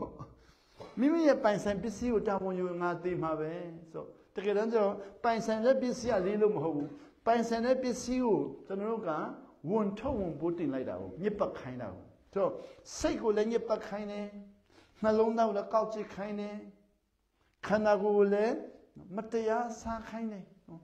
လူအပ်တာမစားဘဲနဲ့နော်ကြိုက်တာစားတဲ့ခါမှာဝိညာဉ်ကလည်းမနာခံတော့တဲ့ခါမှာမိမိရဲ့ဘဝကိုတာဝန်ယူဖို့ကလေးလုံး၍မထမ်းနိုင်တော့ဘူးဆိုတော့အစာရှောင်ဆုတောင်းခြင်းအားဖြင့်ဒီစိတ်ညစ်ပတ်တာကိုလည်းသိတယ်နှလုံးသားကောက်ကျစ်တာကိုလည်းသိတယ်ခန္ဓာကိုနော်မကျန်းမာတာကိုလည်းသိတယ်ဝိညာဉ်မနာခံတာကိုလည်းသိလာတယ်ဆိုတော့အဲ့ဒီသိလာတဲ့ခါမှာတဲ့အစာရှောင်ဆုတောင်းခြင်းပြီးအဲ့ဒါကိုဘာလို့မလဲဒီမှာတန့်ရှင်းစေခြင်းဆိုအတိတ်ပဲတော့တန့်ရှင်းစေခြင်းခန္ဓာကိုယ်လည်းတန့်ရှင်းစေမယ်စိတ်လည်းတန့်ရှင်းစေမယ်နှလုံးလည်းတန့်ရှင်းစေမယ်ဝိညာဉ်လည်းတန့်ရှင်းစေမယ်ဝိညာဉ်တန့်ရှင်းစေခြင်းဟာနာခံခြင်းနဲ့တန့်ရှင်းစေလို့ရတယ်နာခံခြင်းဟာတန့်ရှင်းစေတယ်စိတ်တန့်ရှင်းစေတာတော့အမြင်ပြောင်းခြင်းအမြင်ပြောင်းပြီးတော့နော်မြင်ပြောင်းခြင်းနောက်ပြီးတော့နှလုံးသားကျတော့ခွင့်လွှတ်ခြင်းနဲ့နောက်ပြီးတော့ခန္ဓာကိုယ်ကြတော့ဗာလဲခုနပြောလိုက်လျှောက်ခြင်းပေါ့ခန္ဓာကိုယ်တော့လိုက်လျှောက်မှာပေါ့နော်လိုက်လျှောက်ခြင်းအကောင့်ထဲပေါ်ခြင်းပေါ့လိုက်လျှောက်ခြင်းနဲ့ကျွန်တော်တို့တန့်ရှင်းခိုင်းလို့ရတယ်တန့်ရှင်းခိုင်းလို့ရတယ်ဆိုတော့တန့်ရှင်းခိုင်းတဲ့ခါမှာအမြင်ပြောင်းတာဟာနော်ရည်ရွယ်ချက်ပါတွေ့လေဆိုအမြင်ပြောင်းတာဟာရည်ရွယ်ချက်ကပါလေခုနအမြင်ပြောင်းတဲ့ခါမှာမိမိရဲ့နော်ခုနတင်ပုံးတအားလေးတယ်တအားလေးတာကိုတအားလေးတယ်လို့မြင်တာဘာဖြစ်လို့မြင်တယ်လဲဆိုတော့သုံးမဲ့နေရာမသိလို့အခုသုံးမဲ့နေရာသိရင်မလေးတော့ဘူးဆိုကိုပစ္စည်းပိုင်ဆိုင်ပစ္စည်းကိုသုံးမဲ့နေရာမသိရင်တအားလေးတယ်သုံးမဲ့နေရာသိမလေးတော့ကဲလူတယောက်ကိုငွေအိတ်တိတ်ပေးလိုက်မယ်ထန်ခိုင်းမယ်ငွေအိတ်ကိုငွေအိတ်လို့မပြောဘဲနဲ့ထန်ခိုင်းကြည့်မယ်သူထမ်းချင်မလားအထက်မှာပတ်စံဒေါ်လာ100တန်အကုန်လုံးထည့်လိုက်မယ်အိတ်နဲ့သူ့ကိုထန်ခိုင်းမယ်ငွေအိတ်လို့မပြောဘဲနဲ့သူထမ်းမလားမထမ်းဘူးဒါပေမဲ့ငွေအိတ်ချာသိရင်ရောအလေးချိန်กว่าလားအိတ်กว่าလားအတိတ်ပဲกว่าတယ်လေကျွန်တော်တို့ကအတိတ်ပဲနားမလဲတော့ရည်ရွယ်ချက်နဲ့ပျောက်သွားတာပဲလေနော်ဆိုဒီအိတ်ထန်းဆန်းတင်ရချင်းရဲ့ခမည်းကိုကျွန်တော်အားကိုးပါတယ်ကျွန်တော်အမှားတော့ငွေအေးကလည်းလေးလိုက်တာဗာများလေးတယ်နော်ဆိုမထမ်းချင်တော့ ဒါပေမဲ့ငွေအိတ်မှန်းသိတော့ထမ်းချင်တဲ့ပြင်ခိုးတော့ခိုးချင်တယ်နော်ထမ်းတာတော့မှနော်ဟိုချီထမ်းတာတော့မှပူတော့ထမ်းအောင်မယ်ဆိုတော့ပူထမ်းရင်ပူရမှာဟုတ်နော်ဆိုတော့ကျွန်တော်တို့အတိတ်ပဲနားလည်လာတော့ရည်ရွယ်ချက်ကမြင်သွားတော့ရှိသွားတော့ရည်ရွယ်ချက်မြင်လာတဲ့ခါမှာတဲ့အကျိုးကျေးဇူးအများကြီးခံစားတာပေါ့ဆိုတော့ဒီမှာကျွန်တော်တို့စိတ်အမြင်ပြောင်းခြင်းဟာပါလေနော်ကျွန်တော်တို့လေးလို့နယ်လို့မြင်တာဟာနော်ပစ္စည်းလေးတော့ကြောင့်မဟုတ်ဘူးသုံးမဲ့နေရာမသိလို့အခုဒီနေ့သုံးမဲ့နေရာသိတဲ့ခါကျတော့အခုချိန်မှာတနေရာမှာရှိမှန်းသိရင်တွားယူမယ်လေနော်ဆိုတော့အခုတော့မရှိတာကြတော့ဆိုတွားယူလို့မရတော့ဆိုတော့အခုချိန်မှာပြန်တွားယူလို့မရတော့ဆိုတော့နော်အတိတ်ပဲတိလာရင်တဲ့ရည်ရွယ်ချက်လဲတိလာရင်အခုနော်စိတ်အမြင်ပြောင်းခြင်းအပြင်တဲ့နော်အမြင်ဟောင်းနဲ့အမြင်တစ်ပေါ့အမြင်ဟောင်းမှာတော့နှစ်ချင်းပဲကောင်းတယ်ဆိုတဲ့အမြင်ပေါ့အခုအမြင်ပြောင်းတယ်နှစ်ချင်းပဲကောင်းတယ်မဟုတ်တင်းတော်အားလုံးဟာနော်အကျိုးရှိတယ်ကောင်းကြည့်ပေးတယ်ဆိုမြင်လာတဲ့ခါမှာအမြင်ပြောင်းတော့ဟိုတော့နှစ်ချင်းမဟုတ်တဲ့လူကိုတင်တေးပါစေငရဲအောင်ရောက်ပါစေလို့ဆိုတော့ကြည့်တော့စဉ်းစားတယ်နော်အခုတော့မဟုတ်ဘူးအဲ့ဒီအမြင်လူနှစ်ချင်းအမြင် AG အမြင် UPC အမြင်နော်စပတ်အမြင်နော်7 event အမြင်တွေကိုကျွန်တော်ကနေပြီးတော့လက်ခံလာတဲ့ခါမှာတော့နှလုံးသားမှာသူတို့ခွန့်လွတ်တက်လာတယ်ခွန့်လွတ်တဲ့ပြင်နှလုံးသားမှာပါလေငြိမ်းချမ်းလာတာပေါ့ဒီမှာတော့ခွန့်လွတ်ရင်ငြိမ်းချမ်းလာတယ်ကျွန်တော်တို့ကဟိုခရိယန်ကျမ်းစာမှာတော့မြန်မာနိုင်ငံငြိမ်သက်တယ်ပြောတယ်ကျွန်တော်ကတော့ငြိမ်းချမ်းတယ်ဆိုတာသုံးမယ်နော်အင်္ဂလိပ်စကားလုံးနဲ့တော့ငြိမ်းချမ်းတယ်ခေါ်တာပေါ့ peace ငြိမ်းချမ်းခြင်း so peace ကိုဆရာကြီးတို့ငြိမ်သက်ခြင်းနဲ့ဘာသာပြန်တယ်တကယ်တမ်းကျတော့ငြိမ်သက်ခြင်းဟာနော်အတိတ်ပဲစစ်မှာ peace မဟုတ်ဘူးငြိမ်သက်ခြင်းဆိုတာ still လို့ခေါ်တာပေါ့နော် stand still ပလင်းကဒီလိုငြိမ်သက်နေတယ်ငြိမ်သက်နေတယ်ဆိုတော့ဒီပလင်းငြိမ်သက်နေတာဟာငြိမ်ချမ်းလာတာငြိမ်သက်နေတယ်ခုတိုင်တွေကငြိမ်သက်နေတယ်။ဒါလည်းမငြိမ်သက်နေတယ်။ဒါလည်းမလှုပ်ဘူး။ငြိမ်သက်ခြင်းဆိုမလှုပ်ရှားခြင်းဟာနော်။ငြိမ်သက်ခြင်းဟာနော်။ငြိမ်ချမ်းခြင်းဟုတ်လား။ဆက်ဆံရေးအဖြစ်ဆိုရင်တော့တရားကငြိမ်သက်ခြင်းဟာငြိမ်ချမ်းရေးနဲ့ပုံပြလေးပြရတာပေါ့။ဆိုတော့ဆက်ဆံရေးနဲ့ဆိုရင်တော့ငြိမ်သက်ခြင်းဆိုတာမရှိဘူး။ဆက်ဆံရေးမှာငြိမ်ချမ်းရေးပဲရှိတယ်။ဆိုတော့ကျွန်တော်စိတ်ကငြိမ်သက်ခြင်းကိုစိတ်ဝင်စားဘူး။ငြိမ်ချမ်းခြင်းကိုစိတ်ဝင်စားတာ။တယောက်တည်းတနေ့မှာသွားထိုင်ခိုင်းရင်ထောင်ချက်တွေခေါ်တာပေါ့ထောင်ချက်တာမငြိမ်သက်ဘူးလေခုလူတွေကမကြိုက်ဆုံးကတယောက်တည်းနေတာမကြိုက်ဆုံးလေထောင်ချက်တယ်ဆိုတာတယောက်တည်းထားပလိုက်တာအဆက်တရားလုံးဖြတ်ပလိုက်တာထောင်ချက်တယ်ဆိုစကလုံးရဲ့တကယ်အဓိပ္ပာယ်ဟာဆက်တရားလုံးဖြတ်ပလိုက်တာဆက်တရားလုံးဖြတ်ပလိုက်တာအငြိမ်သက်ဆုံးပဲဒါပေမဲ့လူတွေကမကြိုက်ဆုံးကဆက်တရားဖြစ်တာမကြိုက်ဆုံးတရားရောက်နေမဆက်တဲ့လူတွေကမငြိမ်နိုင်ဘူးဆိုတော့လူတရားနဲ့ဆက်တဲ့အခါမှာငြိမ်းချမ်းရေးလိုတယ်ငြိမ်းချမ်းရပါလေခွတ်လွတ်ခြင်းမပါဘဲနဲ့ငြိမ်းချမ်းရေးရှာလို့မရဘူးလေလူတရားကိုခွတ်မလွတ်ဘဲနဲ့ဆက်ဆံလို့မရဘူးလေသူကကျွန်တော်သူ့ကိုဆက်ဆံရင်ကျွန်တော်သူဘာလို့မလဲမသိဘူးဆိုရင်တော့ဆက်ဆံမှုနည်းနည်းခက်သွားပြီလေနော်ဒါပေမဲ့ကျွန်တော်သူခွတ်လွတ်မယ်ဆိုတာသိရင်တော့ဆက်ဆံလို့လည်းသွားပြီစကားပြောနေမှာကျွန်တော်ကိုလူတွေကပြောတယ်ဆရာဥပဦးတဲ့အခုဖုန်းခေါ်လာတဲ့နော်ဟိုသူပြကိုပြောဖို့မကောင်းတဲ့ဟာပြောမယ်တဲ့ဆိုတော့မပေါက်ကြစီနဲ့နော်တဲ့အေးမပေါက်ကြခိုင်းဘူးမပေါက်ကြခိုင်းဘူးအခုပြောတဲ့ဟာကတဲ့သူတစ်ပါးကြားရင်နော်အထင်တွဲနိုင်တယ်တဲ့မပြောပြနဲ့တော့မပြောပြဘူးဆိုတော့ကျွန်တော်တဲ့ဘသူမှမပြောဘူးနော်ဆိုတော့ကဲဘသူမှမပြောဆိုဖခင်သခင်တော်မပြောတဲ့သဘောဖြစ်သွားရင်ဘသူကမှဆိုတော့ဘသူမှမပြောဘူးနော်ဆိုဖခင်သခင်တော်မပြောခရစ်တော်မပြောဝိညာဉ်တော်မပြောကျွန်တော်ပြောတော့မယ်ဆိုအဲ့လောက်ရှုပ်ဝဲတဲ့ဟာပြောတော့ကျွန်တော်နဲ့ပြန်တယောက်ပြန်ပြောရင်ငြိမ်းချမ်းတော့မလားပောက်ခွဲပြီလေမပြောတော့ပြောလာတယ်ပြောလေဟုတ်ကဲ့မပြောတော့ပါဘူးဟုတ်ကဲ့ဆိုတော့ဘယ်သူမှမပြောဆိုတော့သူ့ကိုပြန်ပြောမလားသူ့လည်းမပြောရဘူးလေဟုတ်ကဲ့ဆိုပြီးရမှာတေးဥဆရာကျမသူ့ကိုပြန်ပြောတယ်လေနင်ခုနပြောတာငါပြန်ပြောမယ်နဲ့ဆိုဟာဘယ်သူမှမပြောတော့သူပြောပြီနော်စကားလည်းတော့ဘယ်သူမှမပြောဘူးသူပြောထားတဲ့ဟာကိုမင်းခုနပြောတာငါပြန်ပြောမယ်နဲ့ဆိုနော်ဟုတ်ကဲ့ဆိုနေခုနဒီလိုပြောတယ်ဆိုအဲ့ဒါနေမှားတယ်ဆိုတော့ပြန်ပြောပြီလေဘယ်သူမှပြောခိုင်းလို့သူပောက်ကွဲနေတဲ့ຢာကိုနော်ဖြေလွှတ်ချင်တာဆိုဟုတ်ကဲ့အာမင်ဟုတ်ပြီအာမင်ကောင်းကြည့်ပေးတယ်ပြီးပြီလေလုံးဝငြိမ်းချမ်းခိုင်းလိုက်တော့နော် ဆက်လည်းမပြောနဲ့တော့ဘယ်သူမှလက်ဆက်ပေးတာမဟုတ်ဘူးနော်အဲ့ဒါပြန်ပြောဖို့လည်းဘယ်သူမှလက်ဆက်မပေးဘူးနော်ဘာလို့အခါမှလည်းမရဘူးနော်ငြိမ်းချမ်းခိုင်းလိုက်တော့ပြီးပြီ peace ပြီးပြီကျွန်တော်တို့ကမဘယ်သူပြောရင်ကောင်းမလဲရှာလို့နော်ကိုကမပြောရင်ဗာလဲတည်တော့မလို့နော်ဘောတပါနဲ့အခိုက်ဆုံးဘောတပါမပြောနဲ့နော်ကျွန်တော်ပြောမယ်နော်ဘောတပါလည်းဘောတလို့မပြောနဲ့နော်နောက်ပြောတော့10ရက်လောက်ပြောတဲ့ခါမှာတော့နော်မပြောနဲ့ဆိုတော့တစင်းဆိုတော့တရားကခိုးလို့လည်းမပြောလို့နောက်ဆုံးကျတော့သူ့ကိုယ်တိုင်ကိုမပြောနဲ့လို့ဆိုတော့ပြောတော့မပြောနဲ့လို့ဆိုဟာအဲ့ဒါငါပြောတာပဲဘာသူပြောလဲမသိဘူးတင်းအောင်ဆရာပြောတာဖြစ်မယ်အဲ့လိုဖြစ်သွားတော့နော်ဆိုတော့ငြိမ်းချမ်းရေးမရတော့ဘဲနဲ့ဗာလဲငြင်းခုန်မှုဖြစ်သွားတော့ဆိုတော့ဒီအမြင်ပြောင်းပါတဲ့အမြင်ပြောင်းပါလေကျွန်တော်တို့နော်မပြောနဲ့လို့ပြောရင်သူ့ကိုခွန့်လွတ်ပြီးမပြောနဲ့တော့သူခိုးတာဆိုလည်းမပြောနဲ့တော့အဲ့ဒါကိုတော့အင်္ဂလိပ်တွေကရေးတဲ့စာအုပ်ကျွန်တော်တို့ဖတ်တဲ့စာအုပ်တော့ပြောကြည့်မယ်နော်ကျွန်တော်တို့စာအုပ်တော့မှာပြောတယ်ဆိုအဲ့စာအုပ်ကိုကျွန်တော်လည်းခုကောင်းစင်နေနေမမှတ်မိတော့ခွန့်လွတ်ပါနော်စာပေပညာရှင်တွေကတော့ဖတ်လို့ရမယ်နော်အင်္ဂလိပ်ယောက်ျားတစ်ယောက်နဲ့မိန်းမတစ်ယောက်ပေါင်းနေတဲ့ပေါင်းတော့သူ့ယောက်ျားသူ့မိန်းမကိုတအားယုံတယ်မိန်းမလည်းယောက်ျားကိုတအားယုံတယ်ယုံတော့သူတို့ကဘယ်သူမှမပြောနဲ့ဆိုတော့သူကခဏသုံးတာပေါ့နော်မိန်းမလည်းဗာယောက်ျားပြောတယ်နော်ဘယ်သူမှမပြောနဲ့နော်တဲ့ဟုတ်ကဲ့မပြောဘူးဆိုတော့သူကမိန်းမသူ့အမြင်နဲ့ရင်ဖွင့်တယ်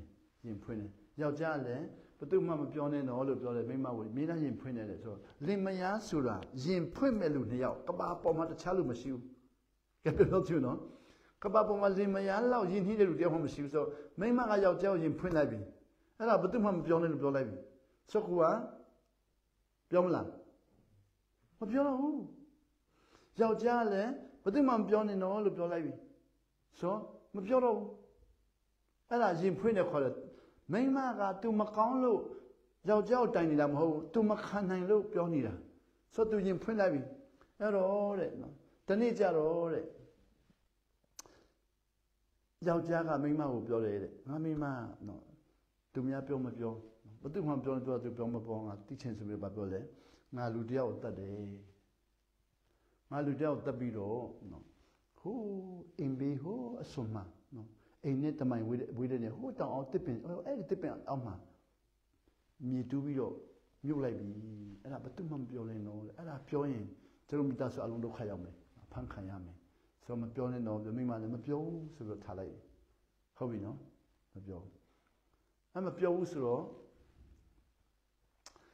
တနေ့ကျတော့မိမနဲ့ယောက်ျားနဲ့စကားများလာတယ်စကားများလာတော့မိမပြောတယ်တဲ့နင်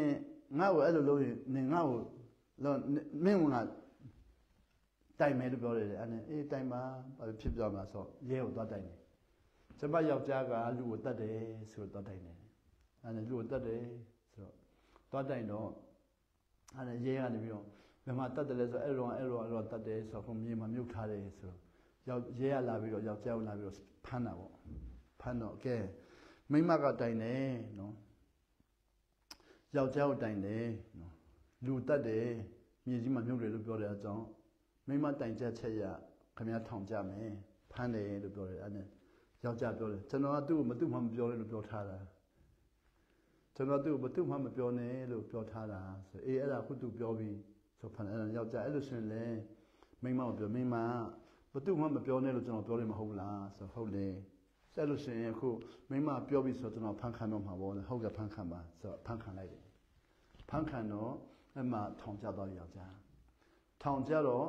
ထောင်ကျတဲ့လူတွေအားလုံးဟာတရားရုံးမှာစစ်ရမယ်ဘသူ့မှတရားရုံးမှာစစ်ရင်ထောင်ချလို့မရဘူးဆိုယောက်ျားကိုသူတို့ထောင်ချပြီးတော့တရားရုံးမှာစစ်တယ်တရားရုံးမှာစစ်တော့တက်တရားဘသူလဲမိန်းမဆိုတော့တရားသူကြမေးတယ်ယောက်ျားကိုကဲယောက်ျားနော်ခင်ဗျားလူတက်မှုနဲ့ထောင်ကြတယ်ခုဒီနေ့ထောင်ကြတယ်ဆိုတော့ခင်ဗျားလူတက်မှုကတကယ်မှန်လို့ရှိရင်တစ်သက်လုံးထောင်ကြရမယ်နောက်ပြီးတော့မမှန်ဘူးဆိုရင်လွတ်မယ်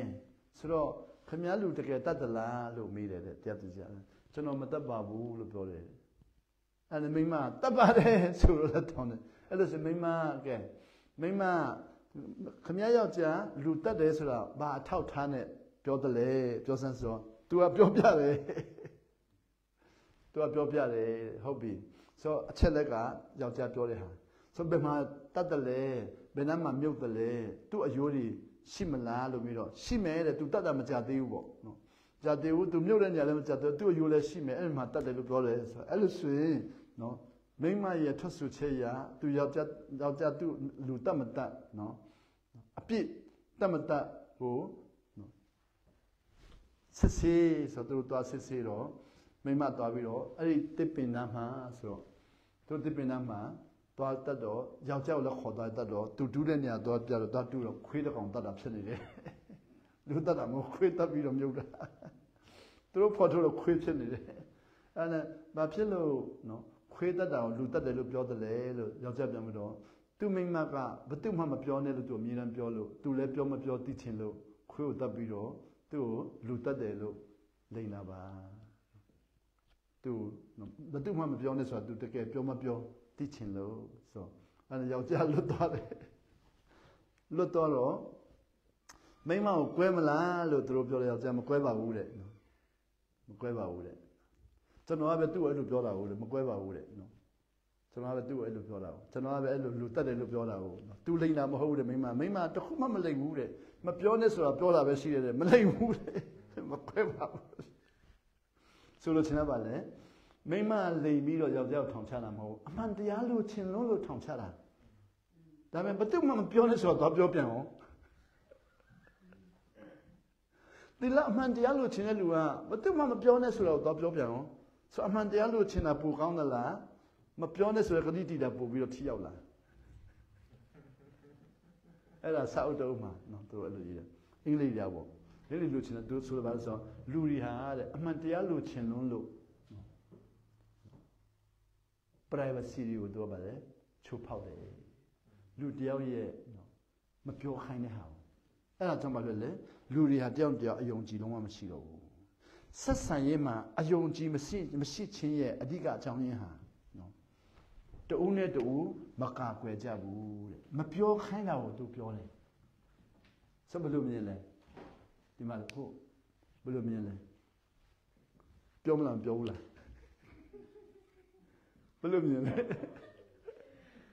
ယောက်ျားလူတက်တဲ့ဟာမပြောဘဲနေပြဖြစ်မလဲနော်အဲ့လိုမြင်လားဒါမှမဟုတ်ဘယ်သူမှမပြောပါနဲ့ဆိုတော့လေမပြောပါဘူးမြင်လား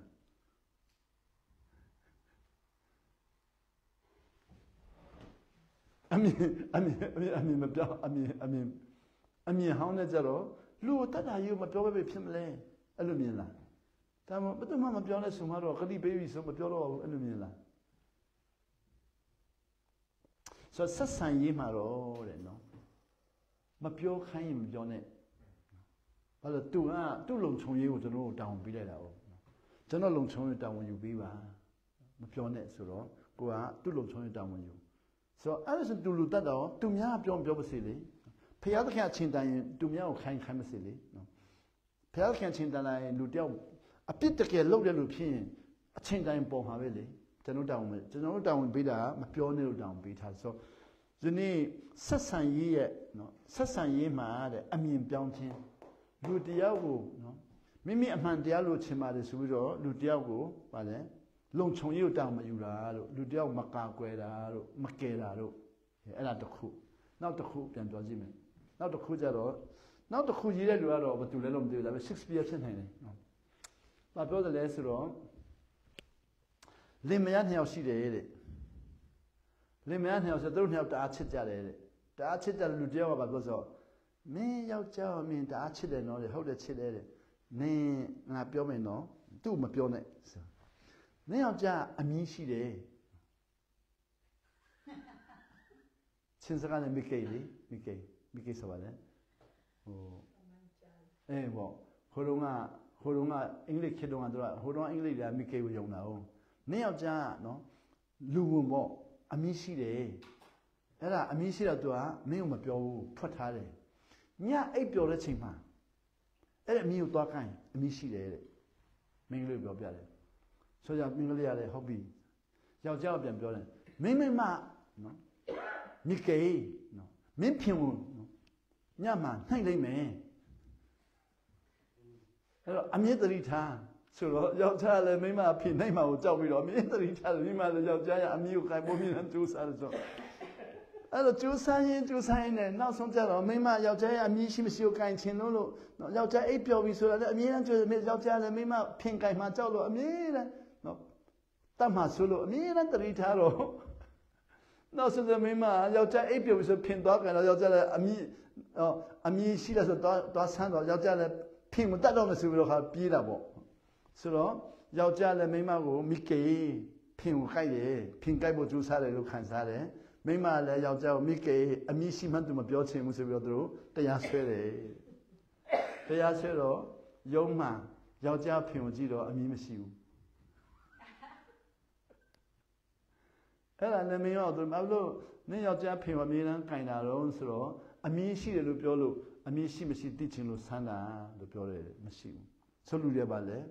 မပြောနဲ့ဆိုတာကိုလူတွေကတအားပြောချင်တယ်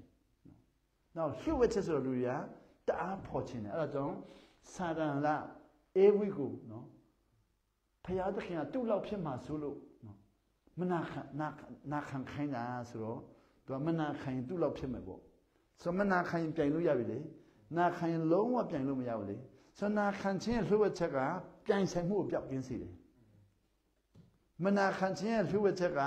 ပြိုင်ဆိုင်မှုအားလုံးကိုဖွင့်ပြလိုက်တယ်လမ်းဖွင့်ပြလိုက်တာပေါ့ဆိုကိုယ့်အဖေလည်းပြိုင်လို့ရတယ်ကိုယ့်အမေလည်းပြိုင်လို့ရတယ်ကိုယ့်ဆရာကြီးလည်းပြိုင်လို့ရတယ်ကိုယ့်ရဲ့တထေးလည်းပြိုင်လို့ရတယ်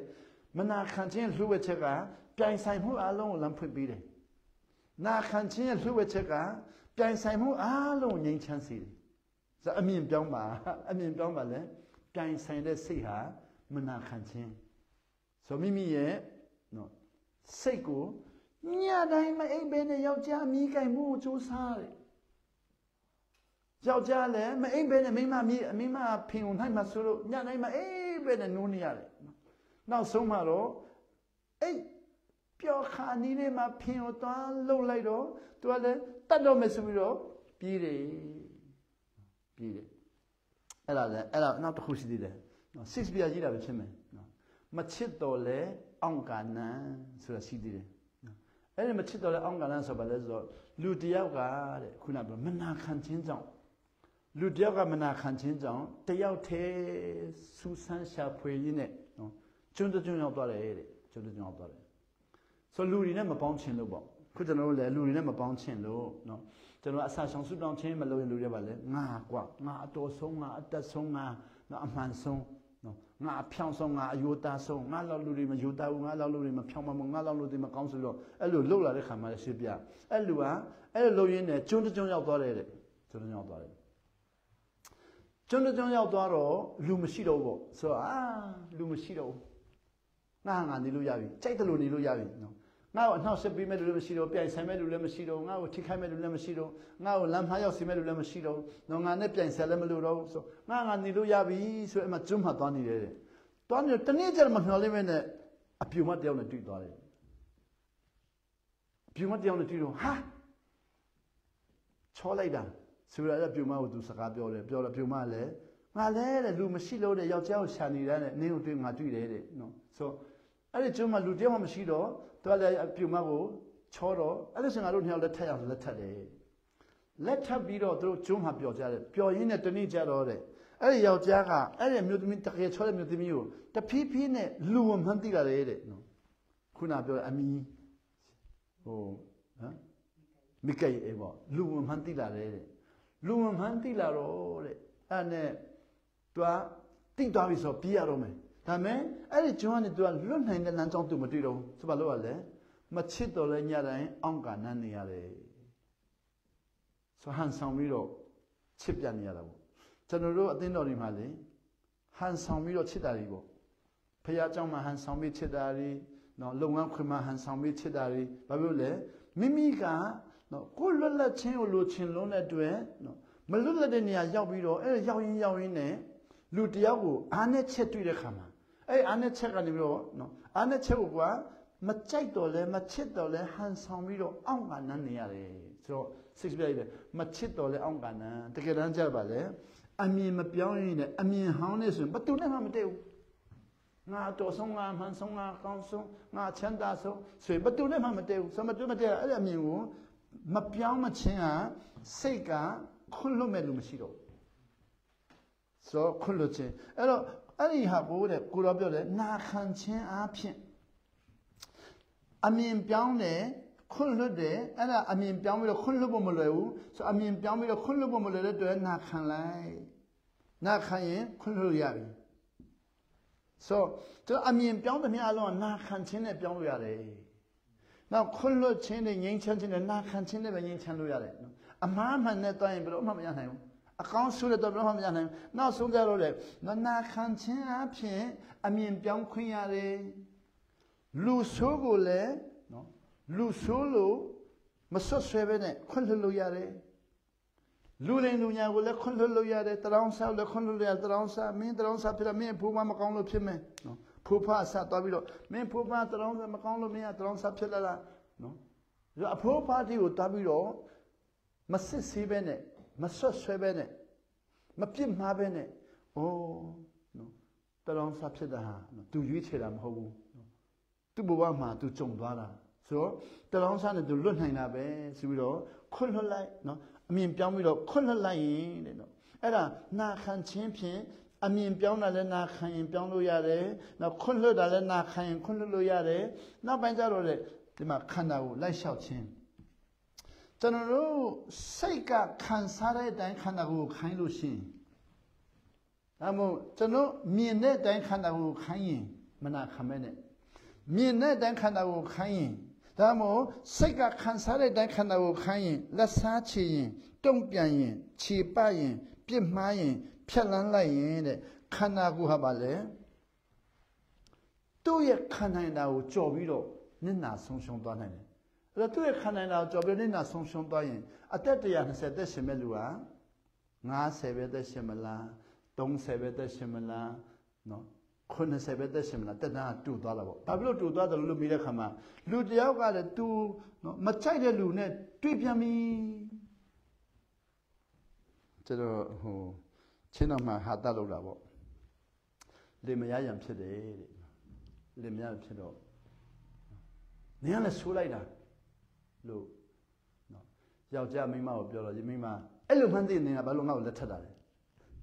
ဆိုစမ်းအဲ့လိုမှကြိုသိရင်ပဲလက်ထပ်မလဲကြိုမသိလို့လက်ထပ်တာပေါ့အဲ့ဒါပြန်ကွဲပါလားဆိုတော့ကျွန်တော်ကလည်းစကလုံးကခြေပတဲ့စကလုံးပေါ့နင်ညံ့လိုက်တာဆိုရင်အဲ့လိုမှသိနေငါဘာလို့လက်ထပ်လဲဆိုညံ့လိုက်တယ်ဆိုတာနဲ့လက်ထပ်တာဘာချိတ်လို့လဲဘာပတ်သက်လို့လဲနော်ဆိုငါအဲ့လိုမှသိရင်ပဲလက်ထပ်မလဲအဲ့ဒါခုကွဲလိုက်ပါလားနော်ကျွန်တော်တို့ညံ့လိုက်တဲ့ဆွတ်စကလုံးကဘာလဲဆွတ်ဆွဲချက်ပါသားလေဆိုတော့လူတယောက်ကနော်လူကိုညံ့တယ်လို့မမြင်ပါနဲ့လူတယောက်ညံ့ဖင်းတယ်နော်ဆိုးွားတယ်ခြေတော့နာလို့မသွားနိုင်တဲ့လူကိုမသွားနိုင်တဲ့လူကိုညံ့ဖင်းတယ်လို့မမြင်ပါနဲ့စိတ်ပင်ပန်းလို့မချစ်နိုင်တဲ့လူကိုဆိုးတယ်လို့မမြင်ပါနဲ့နောက်ပြီးတော့ခန္ဓာကိုအားပြစ်လို့မတော်နိုင်တာတော့မြင်တယ်ဒါပေမဲ့နှလုံးသားအားပြစ်လို့မချစ်နိုင်တာမမြင်တော့ဘူးအဲ့ဒါကိုလူဆိုးလို့မမြင်ပါနဲ့အမြင်ကိုပြောင်းပါအဲ့လိုအမြင်ပြောင်းရင်လောကမှာဆိုးတယ်လို့မရှိဘူးသူတို့မျက်နှာသွားတဲ့ဟာတွေပဲရှိတာနော်လူဆိုးမရှိဘူးမျက်နှာသွားတာရှိတယ်ဒါမဟုတ်နောက်ပြီးတော့လူမှားတာမရှိဘူးနော်ကြုံတွေ့တဲ့နေရာမှာ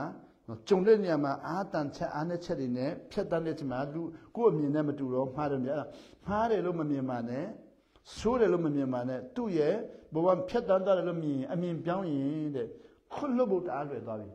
ကျွန်တော်တို့ကောင်းလို့ခွလွတ်တာမဟုတ်ဘူးသူတွေ့ကြုံတာကိုနားလည်ပြီးလို့ခွလွတ်တာ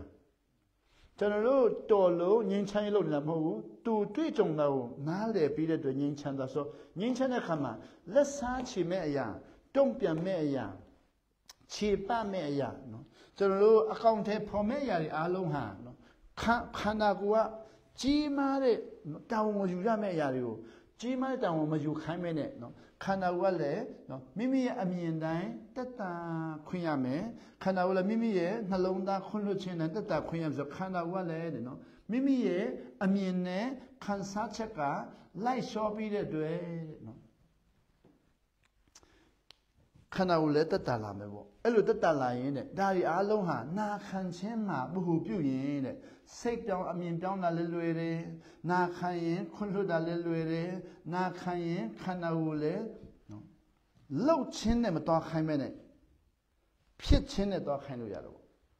ဆိုတော့ဆိုတော့အမြင်မပြောင်းသောကြောင့်စိတ်က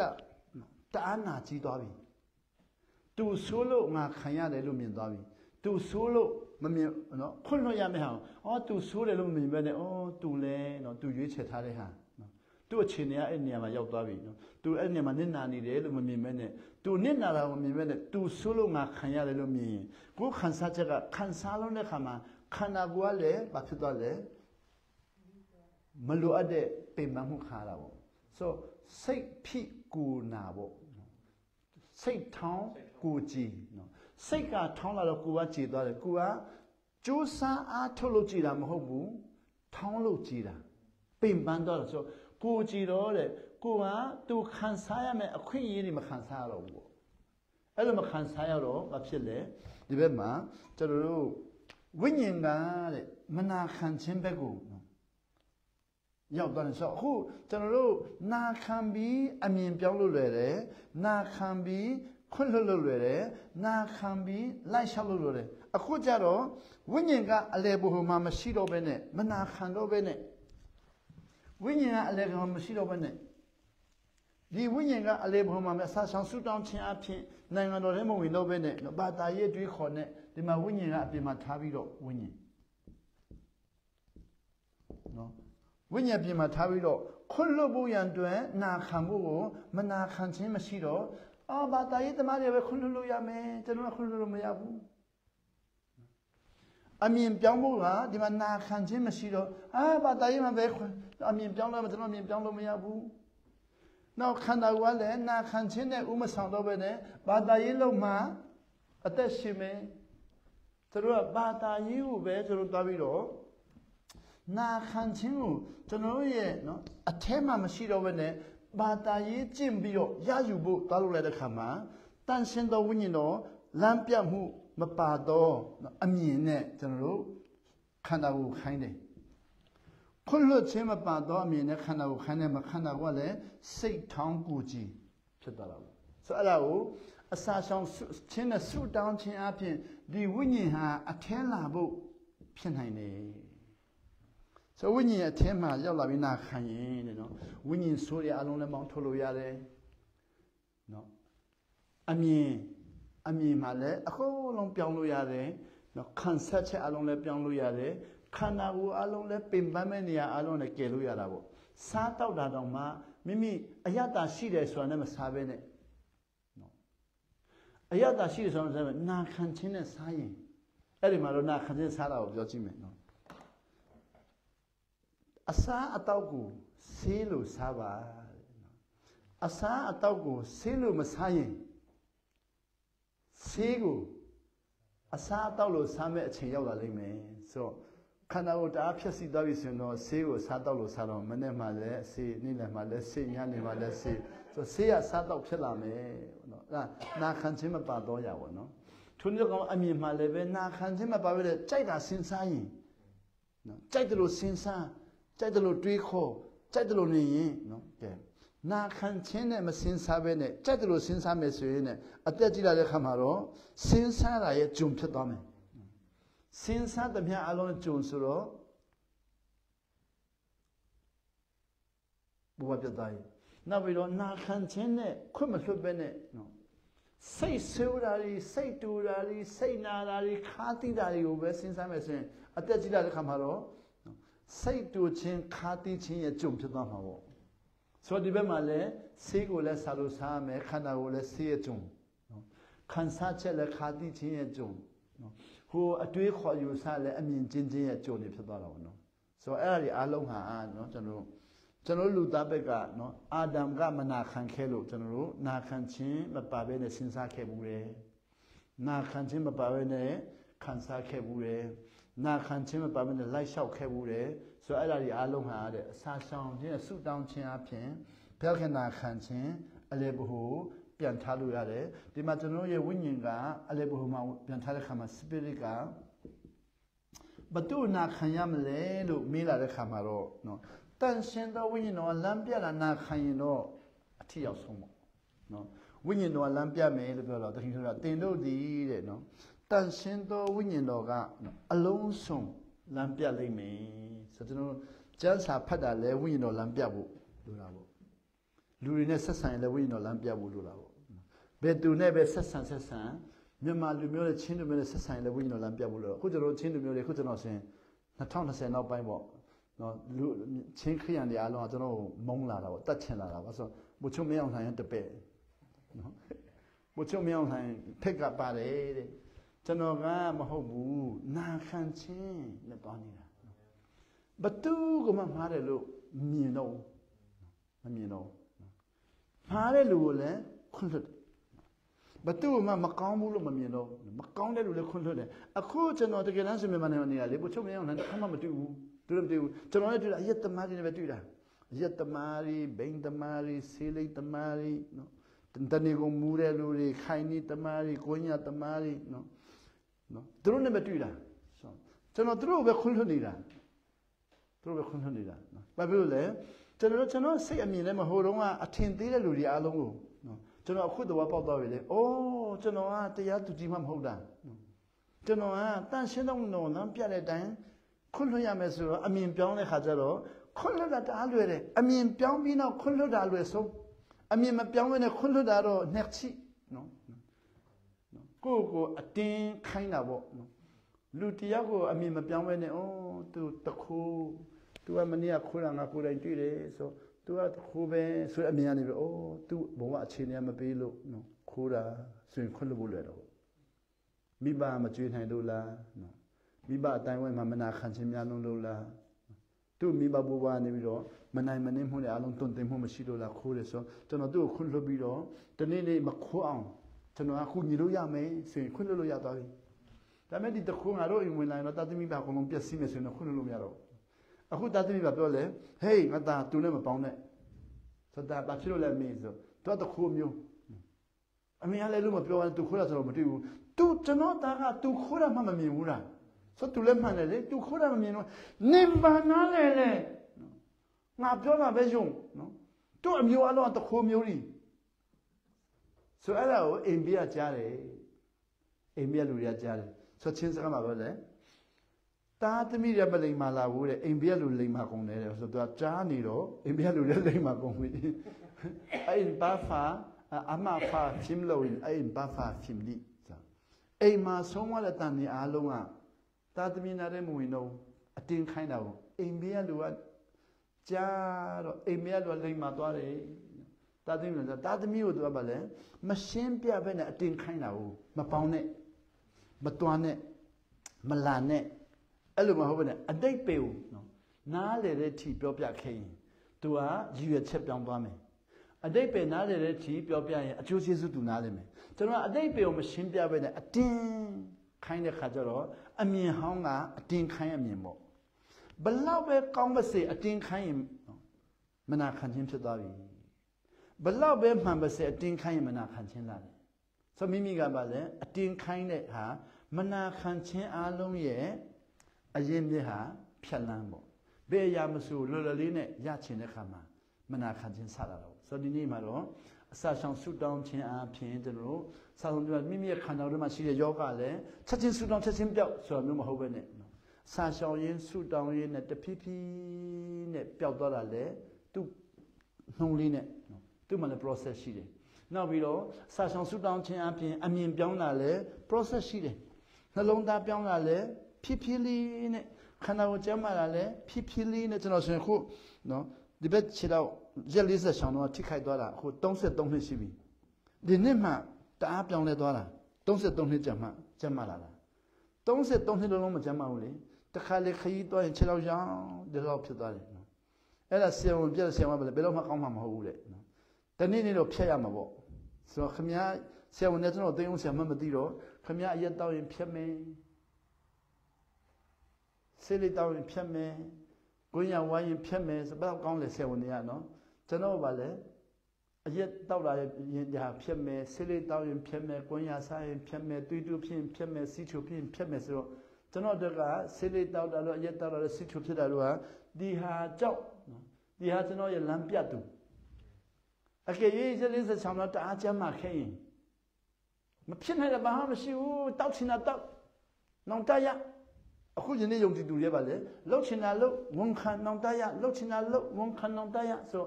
လှုပ်ချင်တာလှုပ်မယ်ဝန်ခံမယ်နောင်တရမယ်ခန္ဓာကိုဘလောက်ပျက်စီးပြန်ကောင်းမယ်စိတ်ဘလောက်ပျက်စီးပြန်ကောင်းမယ်နှလုံးသားဘလောက်ပျက်စီးပြန်ကောင်းမယ်ဆိုပြီးတော့လှုပ်ချင်တာလှုပ်ပြန်ကောင်းမယ်ဆိုတော့ခါမှာပါလေထောကြည်တဲ့ทีဖြစ်သွားတဲ့ခါမှာနာခံခြင်းအရှင်ကမတက်လာဘူးနာခံလေတံမိုးကြီးလေအခုကြတော့ကျမ်းမာခြင်းနဲ့တံမိုးမကြီးတော့ဘူးအဲဆိုဆုတောင်းပေးရတယ်ပျောက်လို့ဆိုတော့နော်ကျွန်တော်အိန္ဒိယသွားတော့အဲ့မှာအဲ့ဒီဝန်ကြီးရဲ့ဇနီးပျောက်သွားတယ်လေပျောက်သွားတော့လူကနာမည်ကြီးသွားတယ်နော်ကျွန်တော်ဒမ်တာသျမ်ပါတဲ့နော်မီဇိုရီယာနော်ဒမ်တာသျမ်ပါကခွဲရအောင်မဆိုနော်ယောဂပျောက်စေနိုင်တော့သူဘယ်မှာလဲဆိုလာရှာကြတယ်လေလာရှာကြတော့ကျွန်တော်လဲဟုတ်ကဲ့ဆိုသူတို့ပြောတဲ့အတိုင်းပဲဆုတောင်းပေးတယ်ဆုတောင်းပေးတော့ပတ်စံတရားသူပေးတယ်လေရူပီတရားမယူဘူးအားလိုက်တာတဲ့ဒီလူကဒမ်တာသျမ်ပါအားလိုက်တာတဲ့တယောက်တရားယူရင်တတိဖြစ်သွားမှာတဲ့အခုက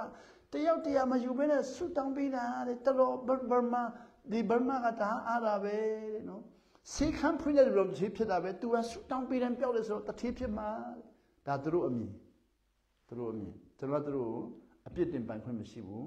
ပြစ်မှားပိုင်ခွင့်မရှိဘူးအရေးယူပိုင်ခွင့်မရှိဘူးကျွန်တော်အဲ့လိုပဲနေတယ်ဆိုတော့တနေ့ကျတော့အဲ့ဒီဆိုင်ဟာရဲ့နော်ပြည်နယ်ခရိုင်ဥက္ကဋ္ဌကျွန်တော်ရှိလာတယ်ကားနဲ့စစ်တမ်းတဲ့သဘာဆရာပေါ့တွေ့ချင်တယ်ဆိုဟုတ်ကဲ့တွေ့ဆိုဟိုမှာလေဖြတ်တဲ့လူတယောက်ရှိတယ်ဆုတောင်းပေးဖို့လာခေါ်လာပါတယ်အိုးဟုတ်လားလိုက်သွားတယ်အဲ့ဒီမှာလေဖြတ်တယ်ကအိတ်နေတာပေါ့အိတ်နေတော့သူကဘာမှမသိလေဒမ်တာသမ်ပါရာဟိုပျောက်ခိုင်းတဲ့လူလာတယ်လို့သူပြောတာဖြစ်မှာပေါ့စထဲဝင်ပြီးတော့လေဖြတ်တဲ့လူတော်သူ့ကိုမေးတာပေါ့ဘယ်တော့မှဖြတ်တယ်လဲဆိုနော်လေဖြတ်တာကြာပြီလဲလို့မေးတော့စကားပြောတာကြာတယ်တဲ့မျက်နှာတောင်းပေးပါလားတဲ့နော်စကားပြောတာကြာတယ်တဲ့နော်ခမရလည်းစကားသိများတယ်တဲ့မျက်နှာတောင်းပေးပါလားတဲ့ဆိုဟုတ်လားဆိုဘာဖြစ်လို့လဲဆိုစကားများဖို့မလားနဲ့တဲ့မျက်နှာတောင်းပေးရင်ပြောင်းပါတဲ့နော်တောင်းရင်ပြောင်းပါစေကျွန်တော်ပြန်ထွက်လာတော့လေခရိုင်မှုပြောပြတယ်လေသူကကျွန်တော်စကားပြောတာကိုနော်ဘာဖြစ်လဲလို့ပြောတယ်လဲလို့မင်းတော့ခမရကဒမ်တော်သမ်ပါလေသူကောင်းအောင်တောင်းပေးပါလားဘာလို့စကားမိတာတော့အဲ့လိုလားလူတွေကပါလေဖြက်လက်နဲ့ပဲပျောက်ချင်တယ်လေနော်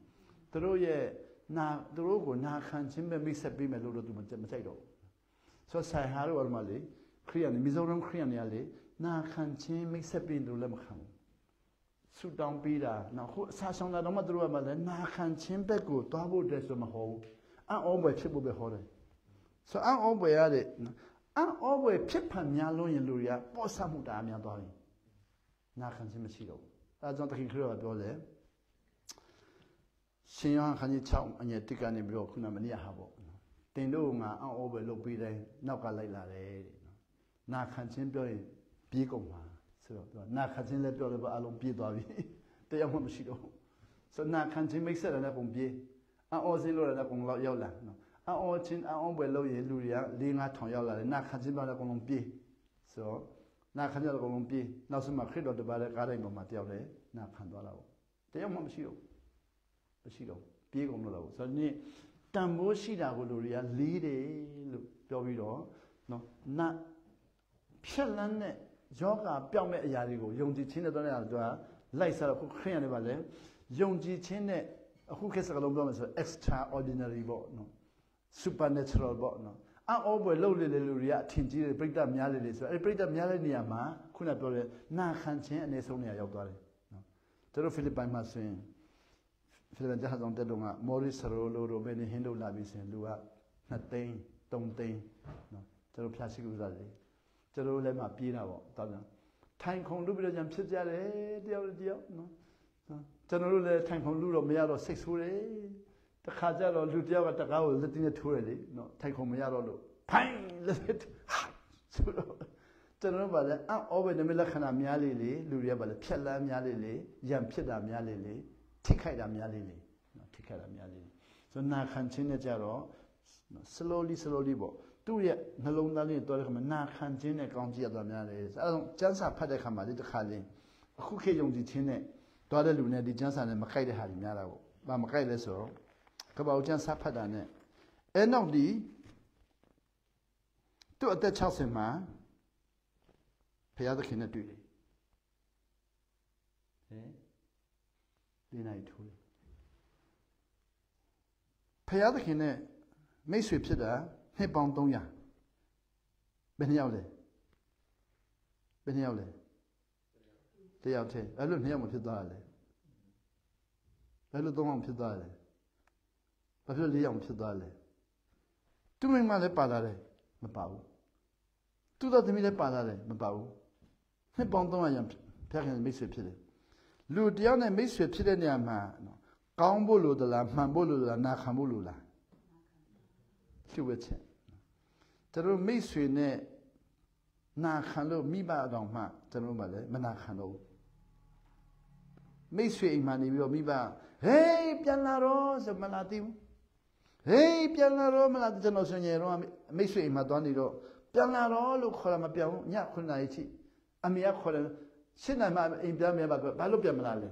ဆိုဟိုမှာပြောတယ်လေဆိုသမင်းစားပြီလားစားပြီဘာလို့လဲမှစားလဲနော်ကိုယ့်အိမ်မှာသမင်းပူကောင်းတယ်လေကျွန်တော်ကောင်းတာစိတ်ပူစားလေမိတ်ဆွေနဲ့နာခံတဲ့နေရာမှာစားတာရတာရှိဆုံးပဲသူတို့ဟင်းကောင်းလို့လားတယ်မကောင်းဘူးမကောင်းတာဘာလို့စားလဲမကောင်းတာပဲစားချင်တယ်ကောင်းတာမစားချင်ဘူးအိမ်ကသမင်းမစားချင်ဘူးမိတ်ဆွေကသမင်းပဲစားချင်တယ်နာခံမှုအပြန်လှန်ရှိတဲ့နေရာမှာနော်သမင်းစားတာတော့လွတ်လပ်ခွင့်ရှိတာနော်အိမ်မှာကြတော့စားဆိုင်လက်တရီထားမယုတ်တိဆိုင်လက်တရီထားဆိုင်စကားပြောနေစကားမပြောနဲ့ဆိုကျွန်တော်တို့လုံးတများလုံးမလုံးနဲ့ဆိုဟိုမှာမိတ်ဆွေမှာတော့ဘာမှအတားမြစ်ချင်းမရှိဘူးကြိုက်တယ်လို့စားကြိုက်တယ်လို့နီးဆိုညင်လုံးကတော့မှနော်အဲ့ဒီနာခံခြင်းလို့ရှိတဲ့နေရာမှာကွာသွားတယ်လေမိဘကနာခံခြင်းရှိတာပဲဘာလို့မတော်စအမှတော့နာခံခြင်းရှိနေတာ force ဖိအားပေးနာခံခြင်းလေမိတ်ဆွေနဲ့ကြမ်းမှာကြောင့်ဖိအားပေးခြင်းမရှိဘူးဆိုဒီမှာအဲ့နောက်ကဖျက်ခင်နဲ့နှစ်300မိတ်ဆွေဖြစ်တာတယောက်မှပူမပေါင်းဘူးမပေါင်းနိုင်ဘူးအဲ့နောက်နဲ့ဖျက်ခင်ကြမ်းမှာမိတ်ဆွေဖြစ်တော့လေကျန်တဲ့လူတယောက်မှပါမလာဘူးအဲ့ဒါစဉ်းစားလိုက်ရင်တခုခုပဲနော်တခုခုပဲအဲ့လိုမျိုးပေါ့နော်ရောက်ရင်ဖျက်ရှင်ကောင်းကြည့်ပြပါစေ